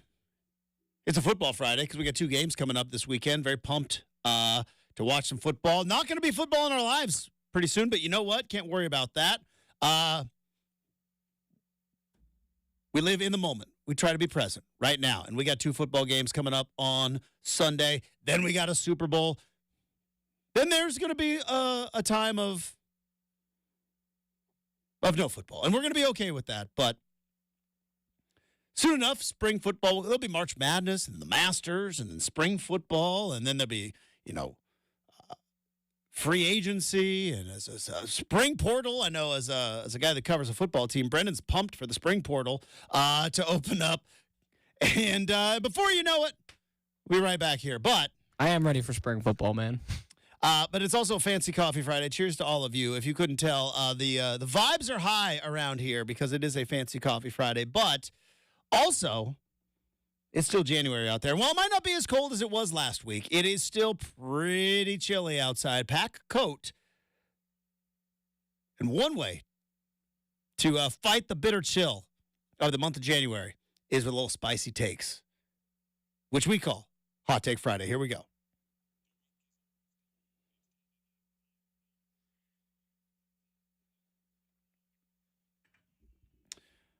All right, it is time for Hot Take Friday. Hot take. Pete Carroll will coach in the NFL before Bill Belichick does. That's a hot take. Pete Carroll will coach in the NFL before Bill Belichick does. I think we are learning what the NFL thinks of Bill Belichick. I think to go in with Bill Belichick, you have to go all the way in, right? You can't just hire Belichick and say, yeah, we're going to keep our GM and we're going to keep our scouting department and we're going to keep our front office. Belichick, I believe, and I don't know this for a fact, but I believe Belichick's like, yeah, if you come in, you do it 100% my way. I make $20-some million. I have the final say on all player personnel matters. I train and hire the scouts, the assistants, the equipment staff, everything, all the way to the front office. I do limited amounts of media, all that stuff. And I think the Atlanta Falcons and maybe some other teams were like, do we really want the Bill Belichick experience? Whereas I think Pete Carroll could spend a year, be great on TV, do the whole summer hanging around football, and then by 2025, I think Pete Carroll's coaching the NFL again at the age of 73. I think Pete Carroll's coaching the NFL again. I'm going to keep. I don't want to do that. It's just mean-spirited. But I have a thought. I might write it down, but I have a thought of a team where maybe it would be the Pete Carroll spot. But I don't want to wish ill on anybody, and I don't want to wish for coaches to lose their jobs. They get paid an awful lot, but I don't want to wish any ill on them. But I think we've seen the last of Bill Belichick ever coaching in the NFL. I really do. And I think Pete Carroll is not done. Thoughts? No, I don't disagree. It's also supposed to be a hot take. Yeah, so. I think that is a hot take. I don't think that, but a hot take that I would agree with. So it's not like I'm going on the other side because I would give you that right now because I think Pete Carroll comes with a lot less baggage. And I think it's a more happy-go-lucky and a little more, honestly, let's be real. Hot take, who coaches first? Bill Belichick or Nick Saban? Belichick. You think Nick Saban's really done? I think he's going to enjoy his nice time. Justin talked hanging about out with Miss Terry on the lake. Yeah, Justin talked about the Dallas lake house he's got in his family, the lake house in Tuscaloosa. That's probably real nice. But hot take, Justin. The reason Bill Belichick didn't take the Atlanta Falcons job or wasn't offered to him, Arthur Blank could not provide that many sleeveless hoodies. Well, I mean, the hoodies don't start off sleeveless, but. Are we sure they didn't get him start to made for him? I'm sure probably towards the end. Yeah, they're like. But I'm like, it's all Belichick's quirks. It's the fact that he'd go to like. But they weren't like muscle sleeveless. He would take the long sleeve and make them like the short sleeve. It was the weirdest cut. I mean, I'm not gonna lie, that was a little odd with him. And then the other part of it, Justin, is you said the Belichick experience. Part of that, with that, I wonder if like other organizations are like, maybe I don't want my head coach making media headlines for being a, like Bill Belichick got away with kind of being a bit of a grumpy old man sometimes because he was in New England. Can you do that somewhere else when you reset? Like, I think you win. There's a lot of places you win football games. You can be you can be as grumpy as you want. And but I got one more real hot take too. So go ahead. I was going to say, football is so amazing because Bill Belichick, a guy who is not the most attractive guy in the world. Let's just be honest. Not the most attractive guy in the world. Dresses kind of sloppy. Is a curmudgeon. Standoff. Like, where in any other business does that guy succeed? You know what I mean? You look at all the, like, Fortune 500 companies, right? All like these guys, sharp suits, slick hair. I was like, Bill Belichick, we're just on to Cincinnati, and I'm going to wear my old ratty sweater. And it's like, he doesn't succeed in any other world. Football is the only place he succeeds. And that's why I love football. It's true. One more hot take I want to throw in there, Justin, because this was a game I got a chance to check out last night. You and I kind of teased it a little bit yesterday, but I'm going to throw it out there. The Warriors dynasty might be done.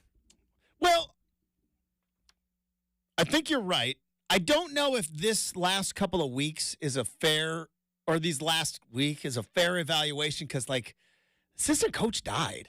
Like that's true. Like that. I'm not trying to. I could not imagine what that must be like to like try to like. I saw like Clay was like crying and up for obvious reasons, right? These guys build these relationships, but before that, very sad tragedy. Before that, they weren't playing great basketball. I think you're right. Yeah, there was a moment, and I know it's not just like there's no reason for them to be paying Draymond Green as much money as they're paying him for what they're getting. Right. And there's especially coming off of like what, a 15-game suspension or whatever. Right. Not one of Justin's favorites, but one of my personal favorite 30 for 30s is the Bad Boys. And when the Pistons finally got over the hump and beat the Celtics and they went in, they go, yep, they were old and we knew they were going to fold. And it's like, Steph is Steph. I'm saying that. Steph will still one of my favorite players. But like Justin said, Clay's making a lot of money for 17 points a game.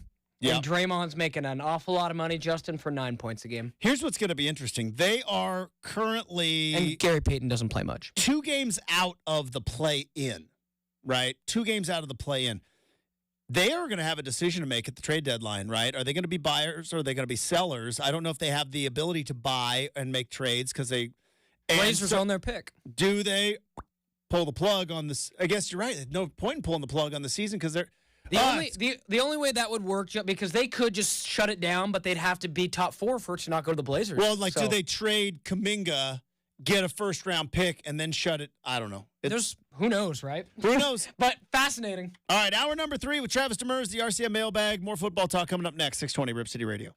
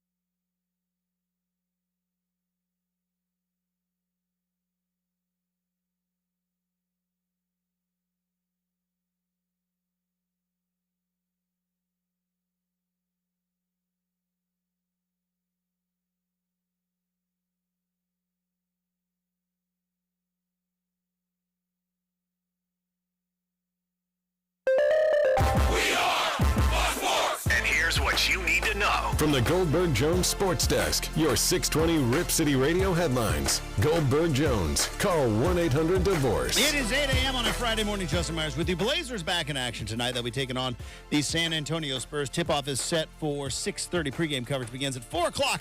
Right here in your home of the Blazers, 620 Rip City Radio. Oregon State men's hoops with a shocker at Gill Coliseum. The old barn was rocking last night as Jordan Pope hits game-winning three in the closing seconds to give the Beavs an 83-80 victory over the number 9 Arizona Wildcats. Oregon at Matthew Knight Arena. Meanwhile, cruises past Arizona State 80-61. The Atlanta Falcons did not hire Bill Belichick. Instead, they hired Rams defensive coordinator Raheem Morris, and the Panthers have hired Bucs offensive coordinator Dave Canales. Coming up in 20 minutes, Travis Demers, the voice of your Portland Trail Blazers, joins us from San Antonio. We've also got an RCM mailbag.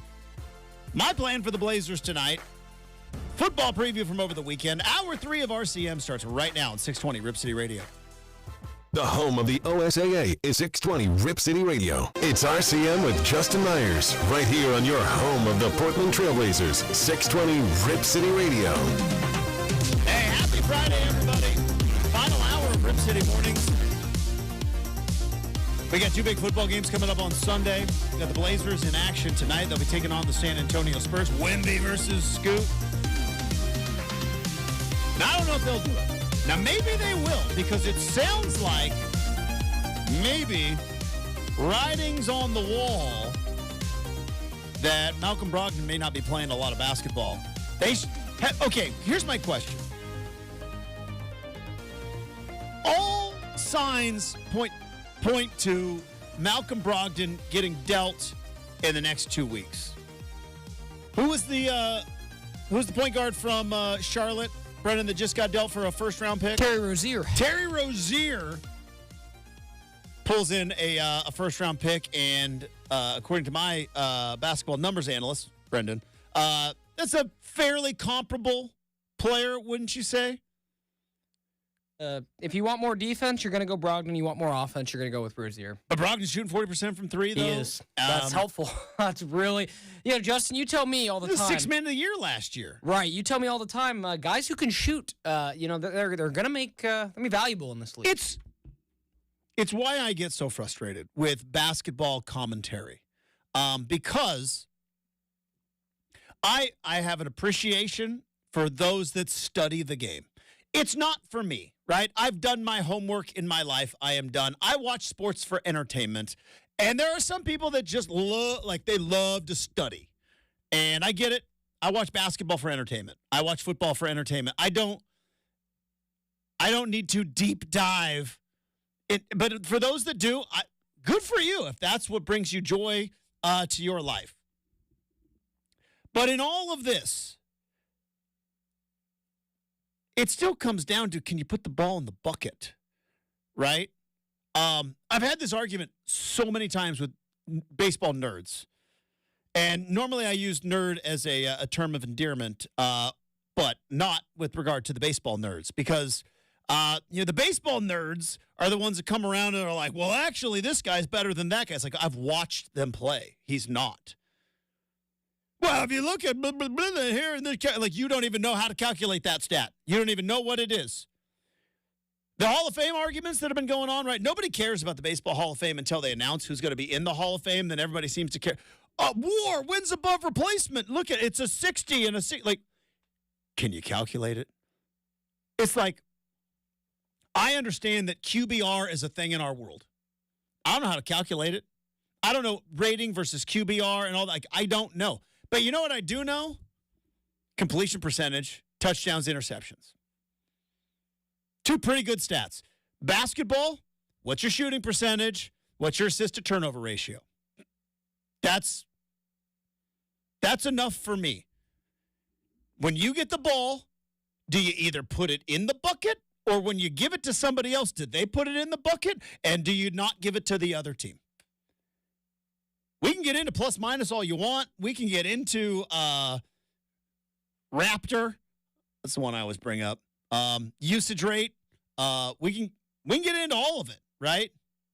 Is it true defensive rating, right? Isn't that one? Because there's a defensive rating, then there's a true defensive rating, as if one is a false defensive. It's like, all right. How about this? How about when you shoot the ball, how often does it go in the bucket? I don't care if you're guarded or not guarded. When you shoot the ball, how often does it go in the bucket? And when you pass it to other players, does it go in the bucket? And do you not give it to the other team? Completion percentage, assist to turnover. Those are all I need. And at the end of the day, basketball comes down to how tall are you?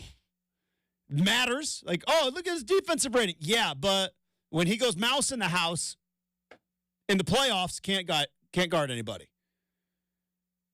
How tall are you? Is this a short lineup? And what's your assist to turnover ratio? So, all that being said, Blazers likely looking like they are going to be. Also, the other thing, like when you're not shooting well, can you contribute to the game in other ways? You're not shooting well, but did you get double-digit assists? Did you pull in double-digit rebounds? Can you affect the game in other ways? So Brogdon is going to be on the market, and if he's not, Justin, I think that's because I have seen the quote that has started to percolate up, like, oh, the Blazers love having him as a mentor, and Brogdon actually likes, being with Chauncey Billups and this. Yeah. Again, it's one of those things where it's show business, not show friends. 100%.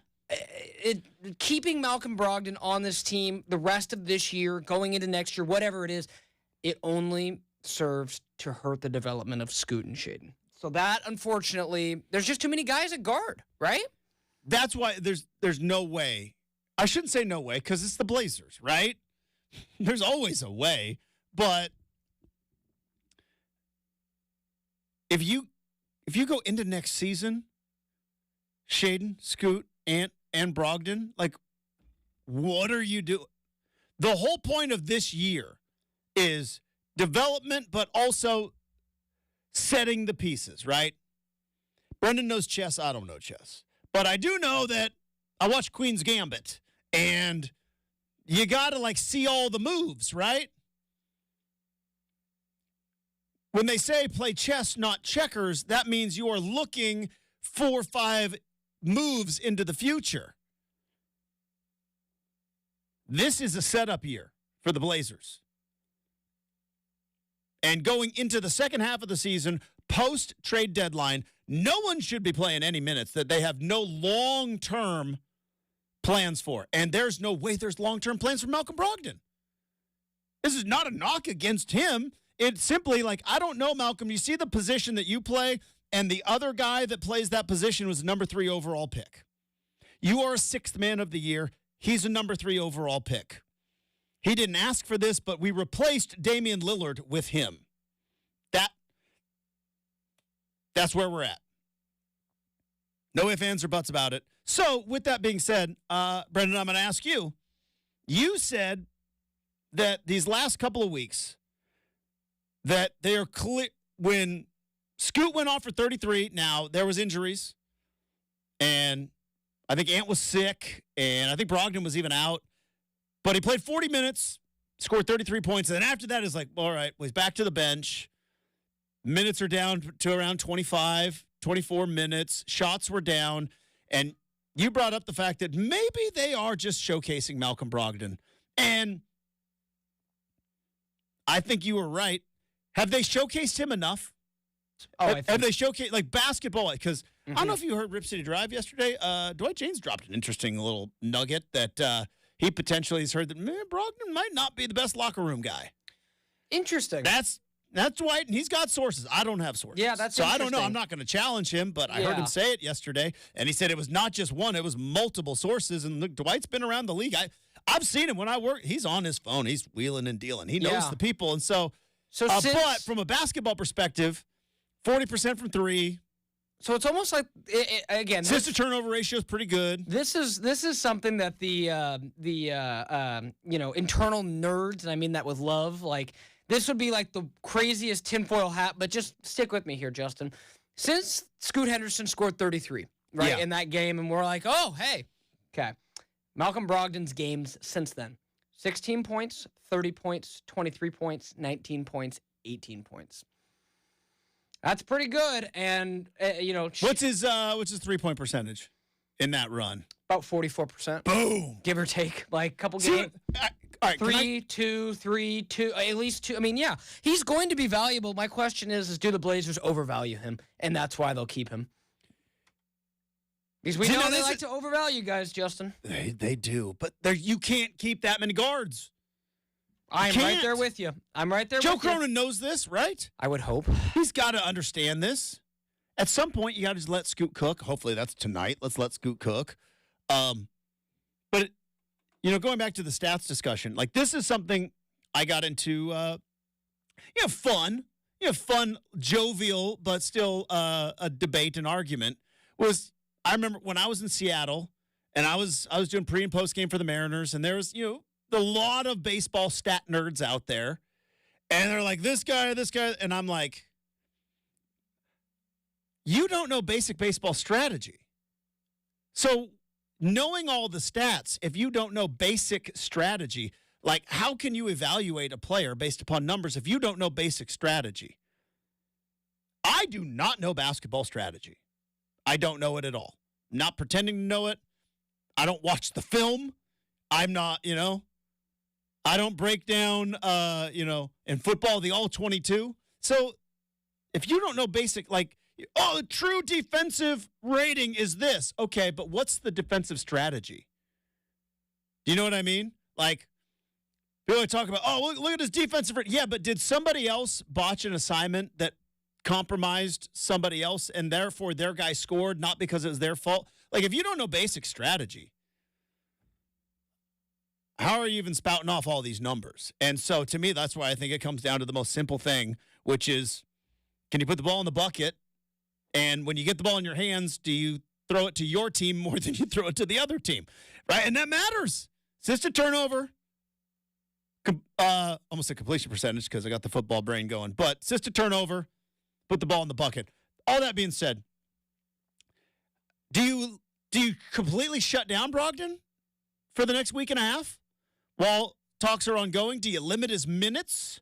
Considering that you already, and again, I'm not saying they would have, but considering going into the year, Justin, you had a couple tradable pieces that other teams would have wanted in Malcolm Brogdon and particularly Robert Williams. Yeah, and Robert Williams isn't really tradable anymore. No. Even though it sounds like, and that's Memphis? Memphis is interested? Houston. Houston. Yeah, I'm a Udoka, a bit of a connection there. But I don't know that they'd go so far to shut him down. That seems a little too, like, trying to be too cute. But I think, like you said earlier, maybe limit his minutes. Maybe if it's a blowout, be like, hey guy, you're done. You know what I mean? Like, so I'd still say probably 80% confident he's going to be gone. But you never know. We got, 2 weeks away from this moment? Less than 2 weeks, 13 days. So I mean, even if you don't get the return, still move it. You got to move him. And it's, all right, not show friends, it's show business. It's addition by subtraction. And not subtraction of Malcolm Brogdon because he's not a good dude. I don't know him. I don't know Malcolm Brogdon.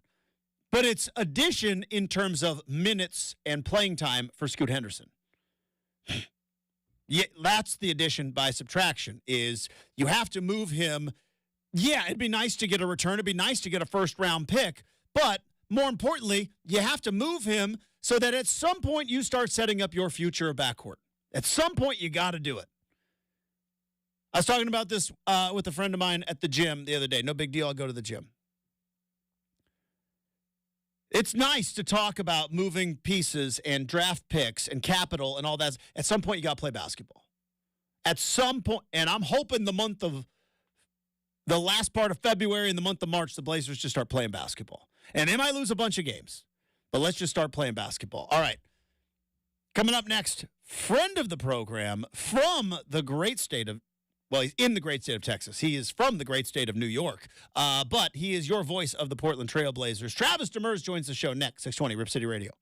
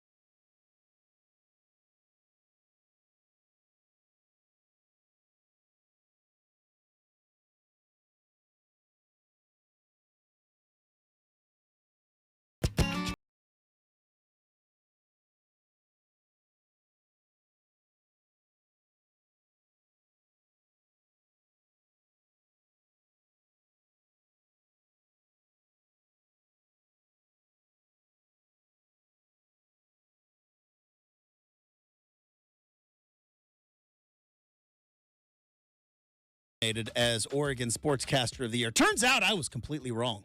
He wasn't nominated. Should have been, but I made it up out of nowhere, out of thin air, to the point where he texted me and was like, hey, where did you see that? And I looked and I was like, maybe I just made it up.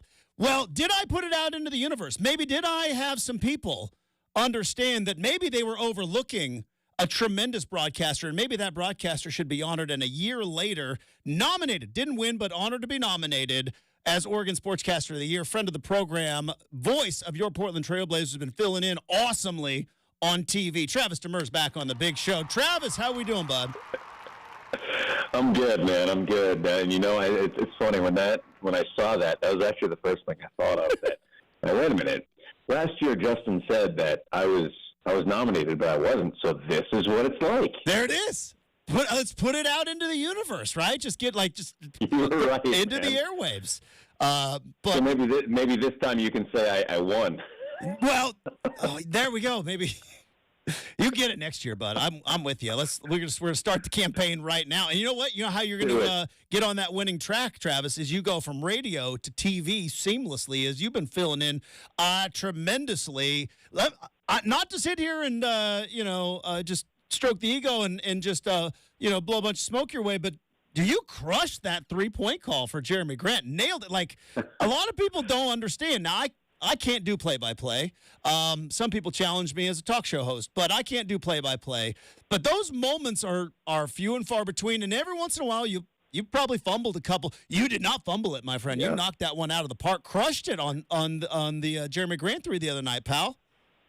No, I appreciate it, man. You're right. Sometimes, especially like when I was first starting out doing this, and the NBA is so much faster than, like when I've done pilots games or whatever, other college basketball. And the NBA is so much faster. And there have been a couple of calls where, I look back at it, it's like, God, that was terrible. I wish I could do that again. But I didn't feel that way about this one. And there's definitely a transition from radio to TV. You have, people talking at you. I'm so used to talking through everything, and then with TV, it's like, no, you let the pictures tell the story. You don't say as much, and it's a transition. It definitely is. Travis Demers, the voice of your Portland Trailblazers, joining us here on 620 Rip City Radio. I think we've talked about this before, and I've talked about this with Calabro before. You think where they put you on the floor to call the games on TV is a great seat, right? On the wood, front and center, not a better seat in the house. But as it turns out, to call a game, it's actually not the best seat because you get coaches and players in your way, referees get in your way. You got to watch the monitor. Like, how much of a transition is it? I mean, this is a little broadcasting nerd 101, but I don't care. From going where you are usually up a little bit higher in the radio booth at these arenas to being down there on the floor. How much of a transition is that? Because it's not the best view all the time. No, it's a huge transition, and it's about 50-50 now with TV. That about half of the arenas you're on courtside. We were courtside in Oklahoma City. We were not in Houston. Gotcha. We are tonight in San Antonio. We are at home. So, but when you're sitting courtside at home, you're right. You're blocked by coaches. You're blocked by officials. Because you're at eye level, you don't see certain things on the floor. There are parts of the floor that are blocked, so you end up calling games off the monitor half the time. And then what you're seeing on the monitor is backwards because the cameras are on the opposite side that you're on. And so I'm looking at it left to right, but on TV it's right to left. And it totally throws you off. And it's definitely something that takes practice. And I've only done a handful of games actually sitting on the floor because, like you said, most radio spots are up. The only places we're on the floor are Chicago, and then Toronto and Detroit were on the floor, but in the second row. Everything else, we're up a bit. So I've only done, I've done 450 games, something like that, and maybe 15 of them have been on the floor. So getting used to that when you're not, it really messes with your head. Travis Demers, the voice of the Portland Trailblazers, is going to be on the call tonight. San Antonio Spurs and the Blazers tip-off at 6:30. So you and I are about the same height, I believe, Trav. You and I are fairly close in height. Average Joe dude in the world. Every athlete in particular, every basketball player looks gigantic to me. Now, I have yet to see Victor Wembanyama up close and personal, and I don't know if you were able to get down there on the court because obviously you have radio duties. But have you seen Wemby like up close and personal? How much of an alien is this dude? The first time I saw him in person was at Summer League. Oh, that's right. Yeah. And so the Blazers played the Spurs in Summer League, and I'm in the bowels of the Thomas and Mack Center, and I see him walking through with just two. It wasn't security people, just two like PR people, I think. And I took a picture of it. He's like literally twice the size of them, and like in person, it's like, how is this person a live human being? It doesn't seem possible. Like he's just a massive alien, like you said, and I mean that in the most respectful way possible. Like he is a freak of a human being. Like that shouldn't happen, and for him to be that big, man, he's not like goofy or falling over himself or he is incredibly athletic. He's very coordinated. He's able to move like a dude who's 6'2". And the fact that, he can do this and still, try to put this in the most politically correct way that I possibly can. Like he's not supposed to be that big and that athletic. We've seen people, who are freakishly tall and have like the gangly arms that are like, way too long for their body. And you know that they probably don't move very well and that everything hurts every time that they move. You don't get that impression with him. And the other thing, too, is he's 19 years older. He just turned 20. So how long has he been this tall? The most just trying to think of, like, physically impressive person. Like, I stood next to Jerome Bettis on a team bus one time. Like just next to the bus on the bus. I was next to the bus on a bus. I did have a giggle to myself as it was happening. Also, just kind of looking around, going like, "How on earth did I get here?" But make friends in elementary school with a future Hall of Famer. It helps. But that's easy. That's all you got to do. That was one. But when I was in Seattle, I shook Russell Wilson's hand. Now they say Russell Wilson is 6 feet tall. He's not. Okay, I am 5'10", stretching 5'10". I was looking Russell Wilson eyeball to eyeball, but then I shook his hand, and the largest hands I've ever seen on a human being, Travis, was like Russell Wilson's. Just like, whoa, like you are my size. And then I shook his hand. I'm like, holy cow, gigantic hand.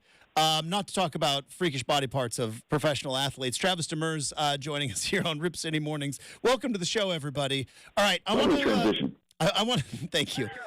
Not the best in the league for nothing, folks. All right, I want to get you were in a very unique perspective on something that was objectively nuts earlier this week, Travis. Now, you said you were there on the court for the Oklahoma City game in an ending that I have never ever seen ever in my. I watched a lot of basketball games. You've called a lot of basketball games and watched. Never once seen anything like that. You were there in the heart of it. How chaotic was that, and what was it like trying to make sense of what was clearly an insane 15 to 20 seconds of basketball action? Yeah, really, Michael Holton saved me on that because where I'm looking, I'm looking at the ball. So I'm watching Malcolm Brogdon, and I don't see Chauncey Billups. I don't see him trying to call timeout. I thought that he was upset about the double dribble call. So when he comes, running over to the official, Brandon Schwab, that's what I thought he was upset about.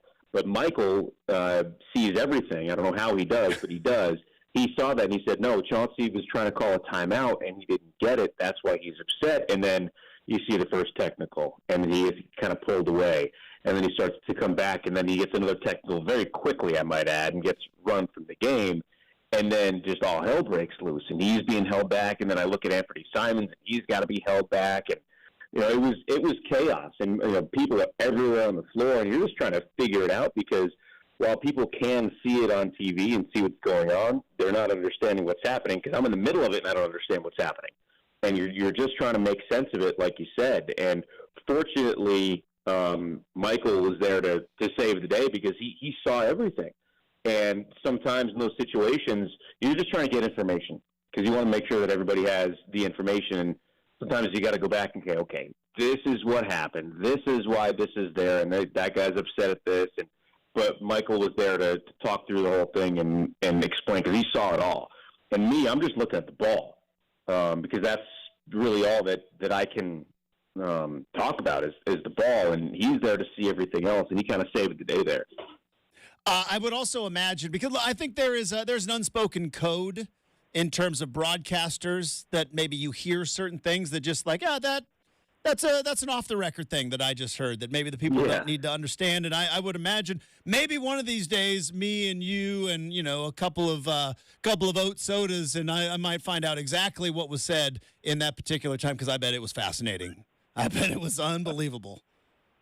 There's some stuff. When you're that close, that's the difference between being close and being up. You can hear things that players and coaches and officials say. And when you're that close and you hear it and you get the first hand of that, and you realize how much talking there is between coaches and officials, and how much of it is probably not for family ears, and how much stuff is let go. People talk a lot of stuff about the officials, and sometimes I'm one of them.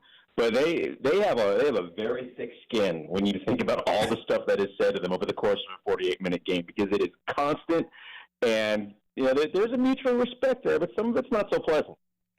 Travis Demers, the voice of the Portland Trailblazers, joining us here on 620 Rip City Radio. Obviously, you've got San Antonio tonight, then back to Portland for a handful of games, and we're probably not going to talk to you before this happens. So I'm just curious, kind of like Wednesday night next week's going to be a night at Moda Center, and it's probably going to be unlike anything we have seen in that particular building. Players have come back before for ovations. Players have come back for a rain of boos. Raymond Felton looking in your direction, but I don't know if we've ever seen, even when Clyde came back, Travis, I don't know if we're ever going to see what is going to maybe potentially transpire when the Milwaukee Bucks come to town. Are you kind of excited about it, kind of nervous about it?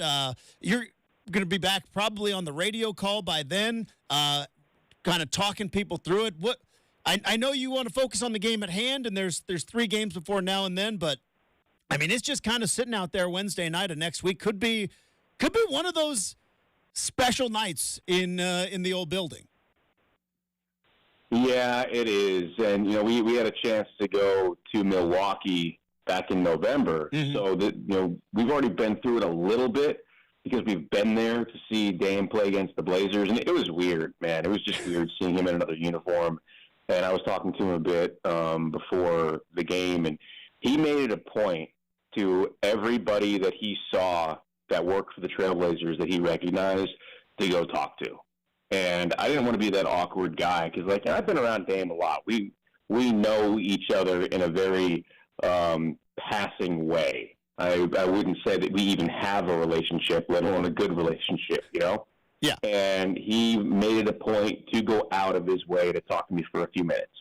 And everybody on the trip that he recognized, there's been a lot of turnover, so it wasn't everybody, but that there was that, and that was kind of cool. And to understand he gets it like that. And now coming back to Portland, I'm interested to hear what the intro is going to be like, because when Mark Mason introduces the other team, it's the Lakers, number 23, LeBron James, at forward, number 3, Anthony. Is he going to go through the whole letter O thing like he did when Dame was a player for us? When Chauncey Billups returned to Detroit as a coach, their PA announcer right through the whole Chauncey Billups and all of that stuff, and the people in Detroit went crazy for it. So what is Mark Mason going to do? I think that might set the tone of everything. When he touches the ball, is it going to be cheers? I wouldn't expect any boos. The way things went down, it was unique, it was unusual, it was sad, it was disappointing, all of those things. Mm-hmm. And when he hits his first 3, is he going to pull up for a 35-footer? Or, are people going to go nuts for that? I would expect it to be an emotional night for fans. It'll be a sellout. I'm nervous because I haven't experienced anything like that, and neither really has anybody else. And you just gotta, let the night tell the story. Travis Demers, The voice of the Blazers joining us here on 620 Rip City Radio from, I'm assuming, a hotel room in San Antonio. You going to go check out the Alamo? You going to do the Riverwalk? How many churros? How many churros have you had?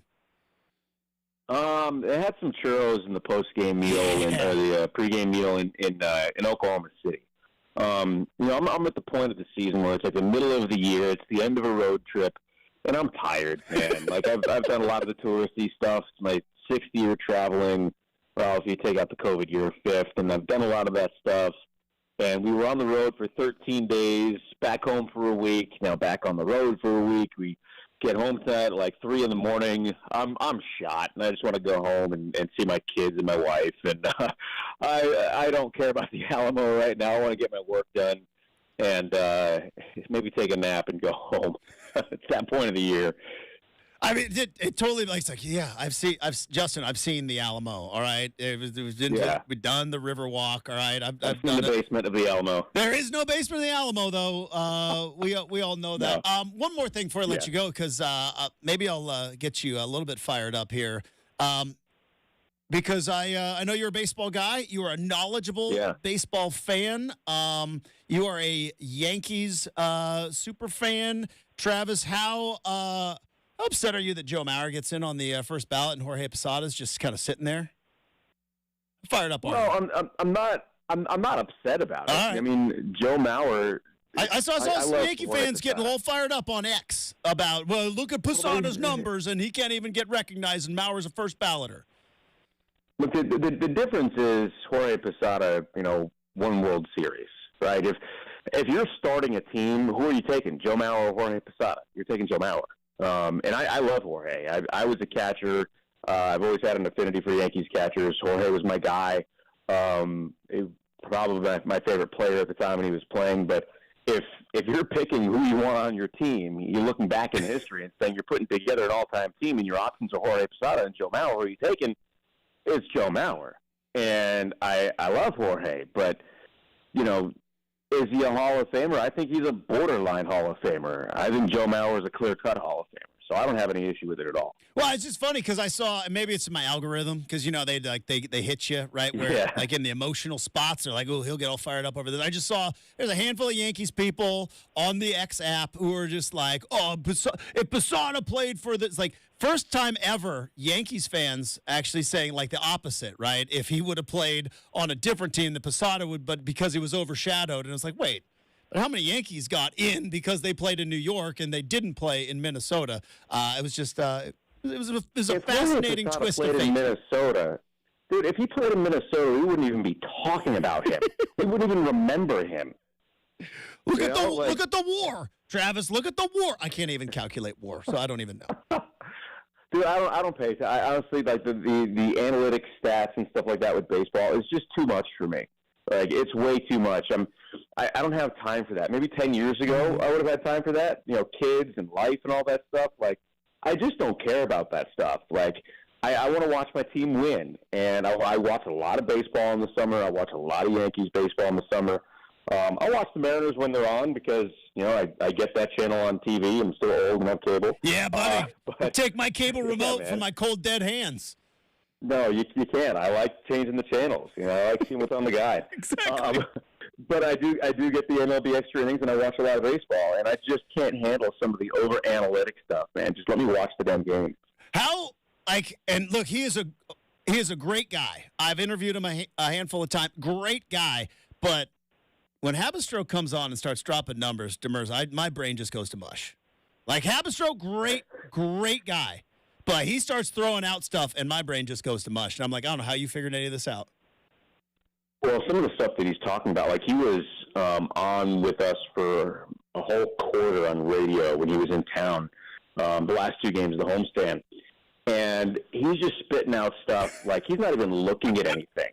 He doesn't have a computer in front of him. He wasn't on his phone. Like the game's happening, and like somebody made a play, and he like puts his hand up like he wants to chime in, and he does, and then he spits out some analytics stat. Like he knows this stuff. Like it's on the top of mind for him. Nuts. It's not like, all right, I'm looking at a computer and doing math here. Like he just knows it. He's unbelievable with that stuff.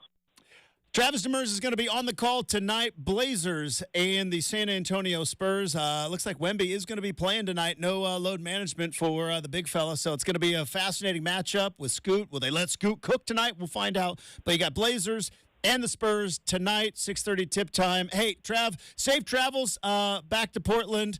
Have a great call tonight. We look forward to talking to you again soon, bud. Appreciate it, man. Miss you. Miss you too. We gotta get you in the studio, but you're a busy man. You're all over the place. You're like you got a family, and we'll get you in the studio. Maybe when I don't know what April. Maybe we're looking at April. Calendar opens up a bit. Something like that. All right. Yeah. There we go. Travis Demers, everybody. All right, we have got the RCM mailbag coming up in a bit. Before we dive into the mailbag, do want to let you know about the good folks at DeBella. That's right. I've been telling you about DeBella for a while. Why? Because they are the best home improvement in the biz. Is that just me spitting out hot air? No. Like we were talking about, stats and analytics. How about this stat? Over 15,000 five-star reviews. Huh? Can't really question that stat. Google reviews for DeBella's 15,000 plus five-star reviews for their excellent work. And the good folks at DeBella, speaking of stats, can help you save up to 30% on your energy bills. Taking care of your roofing, your windows, your siding.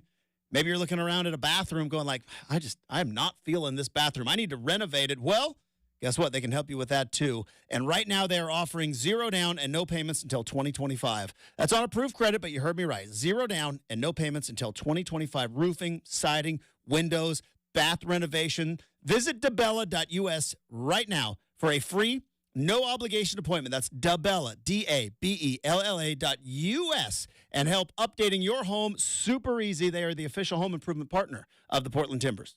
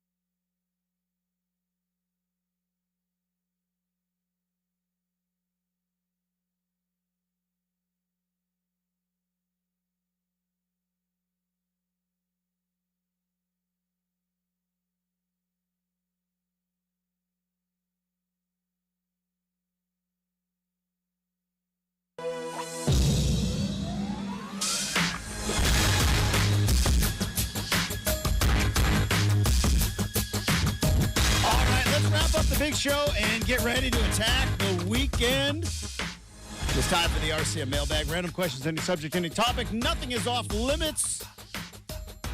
Let's fire it up.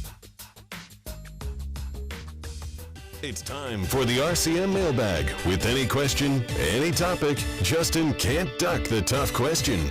What do we have first? Speaking of the intro song, did you hear the new Timberlake song yesterday? I did. I'm kind of out on it. It's not good. Let's hope there's It's some meh. better to come on the album. But that's the one? Like he teased. Like it's been since 2017? Yeah, that was Since bad. we've had new music? Man of the Woods. From- that was a bad album. Really, the last time he had a good album was the 2020 Experience. Yeah. That was 10 years ago. And it was great. Yep. Shooting Tide. But Mirrors, yeah. like Mirrors. Oh my gosh. Yeah. All-time great song. But it's like that's the one. Like it's been. That's not the lead It's been single. what 7 years since you've had a new music, and that's the song you think this will be the first one. Like, come out with a banger. I was I was kind of like, this is the lead single, huh? But I'll say this, Meh. especially when he teased and is like, yeah, Timbaland produced this whole album for me. It was the first time we had worked together since Justified. It's very dancey. It's very Well, I couldn't dance to poppy. that song. Get in the club, and I'm I like, turned it on. And I was like, "When's the dance part?" yeah, I'm like, I'm not dancing to this, JT. No. So maybe, it's only one. Maybe it'll be like, someone else that we like who released like a 36-song album. So you never Yeah, know. except for the first songs that got That's leaked true. were awesome. It's true. And then every song after was awesome. This is true. All right, let's go ahead and open up the mailbag, Justin. Let's. By the way, ooh. did you see that somebody's trying to squeeze out? Speaking of Morgan Wallen's, who you're talking about. Yeah. Apparently, like between this time on The Voice, which he Sure. didn't win, Right. and before They were way wrong. and then the Whiskey Glasses song, which put him up there. He did like a 10 album, like kind of a demo thing and like a couple of songs on it actually made it onto another album. But like most of them are just like, I was young. I was putting together songs. I was just trying to get anybody. And apparently like that management like kept it. And now they're trying to re-release it as like Morgan Wallen new music. And he went on Instagram and was like, this is not new music. This is very old. I'm not even really proud of it. Please don't listen to this. Go figure, right? And I could again, I'm far from famous, but like I could imagine like if some weird reason, right, this show goes nutso viral. I don't know how, been working on it, but like and they're like, oh, we got new stuff from Rip City Mornings, and it's like the crap I put out when I was in Eugene. It was a terrible. Like, please don't. Yeah, the only way don't. the only way that would happen, Justin, it would be one of our hot takes, and then it would be some like.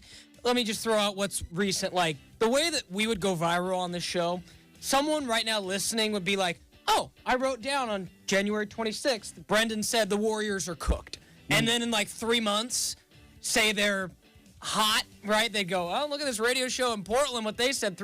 Like, that's the only way I could see you, like, truly going viral with, like, a national topic. But you never know, right? It can always happen. I don't know. I think somebody across the country cares what I feel about chips.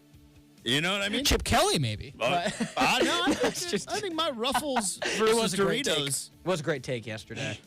We were talking about movies earlier, Justin. So Yeah. I'm going to ask you to put on your youth hat here. Go back into your youth and tell me, what was your favorite Disney movie? Like, what's the OG classic? What was your Disney movie? Like you told My Disney movie right in the sweet spot was the Robin Hood. Robin Hood with the fox. There were fox and like the snake and and like Little John was the bear. It was pretty much Baloo the bear was like Little John. I think somebody found out like they pretty much kind of redid some animation. They just made him Little John instead of that. Like, but yeah, Robin Hood and Little John are running through the forest. Yeah, that was my jam. I was right about in the sweet spot. I remember The Lion King, but I was a little bit too old for The Lion King. Yeah. Jeremy Irons. Yeah, and A Scar. I'm not supposed to say this, but like Little Mermaid was a girl's movie, right? Not supposed to say it now, But it was like Little Mermaid is what the girls watch. I'm not going to go over to your boy's house and be like, "Hey, slumber party, you want to watch the Little Mermaid?" No, thank you. Even though we all jammed out to Under the Sea, right? That's a banger. Under the Sea is a banger. So is Kiss the Girl. That's a banger. But when I was a kid, that was a girl movie. But dude, Robin Hood,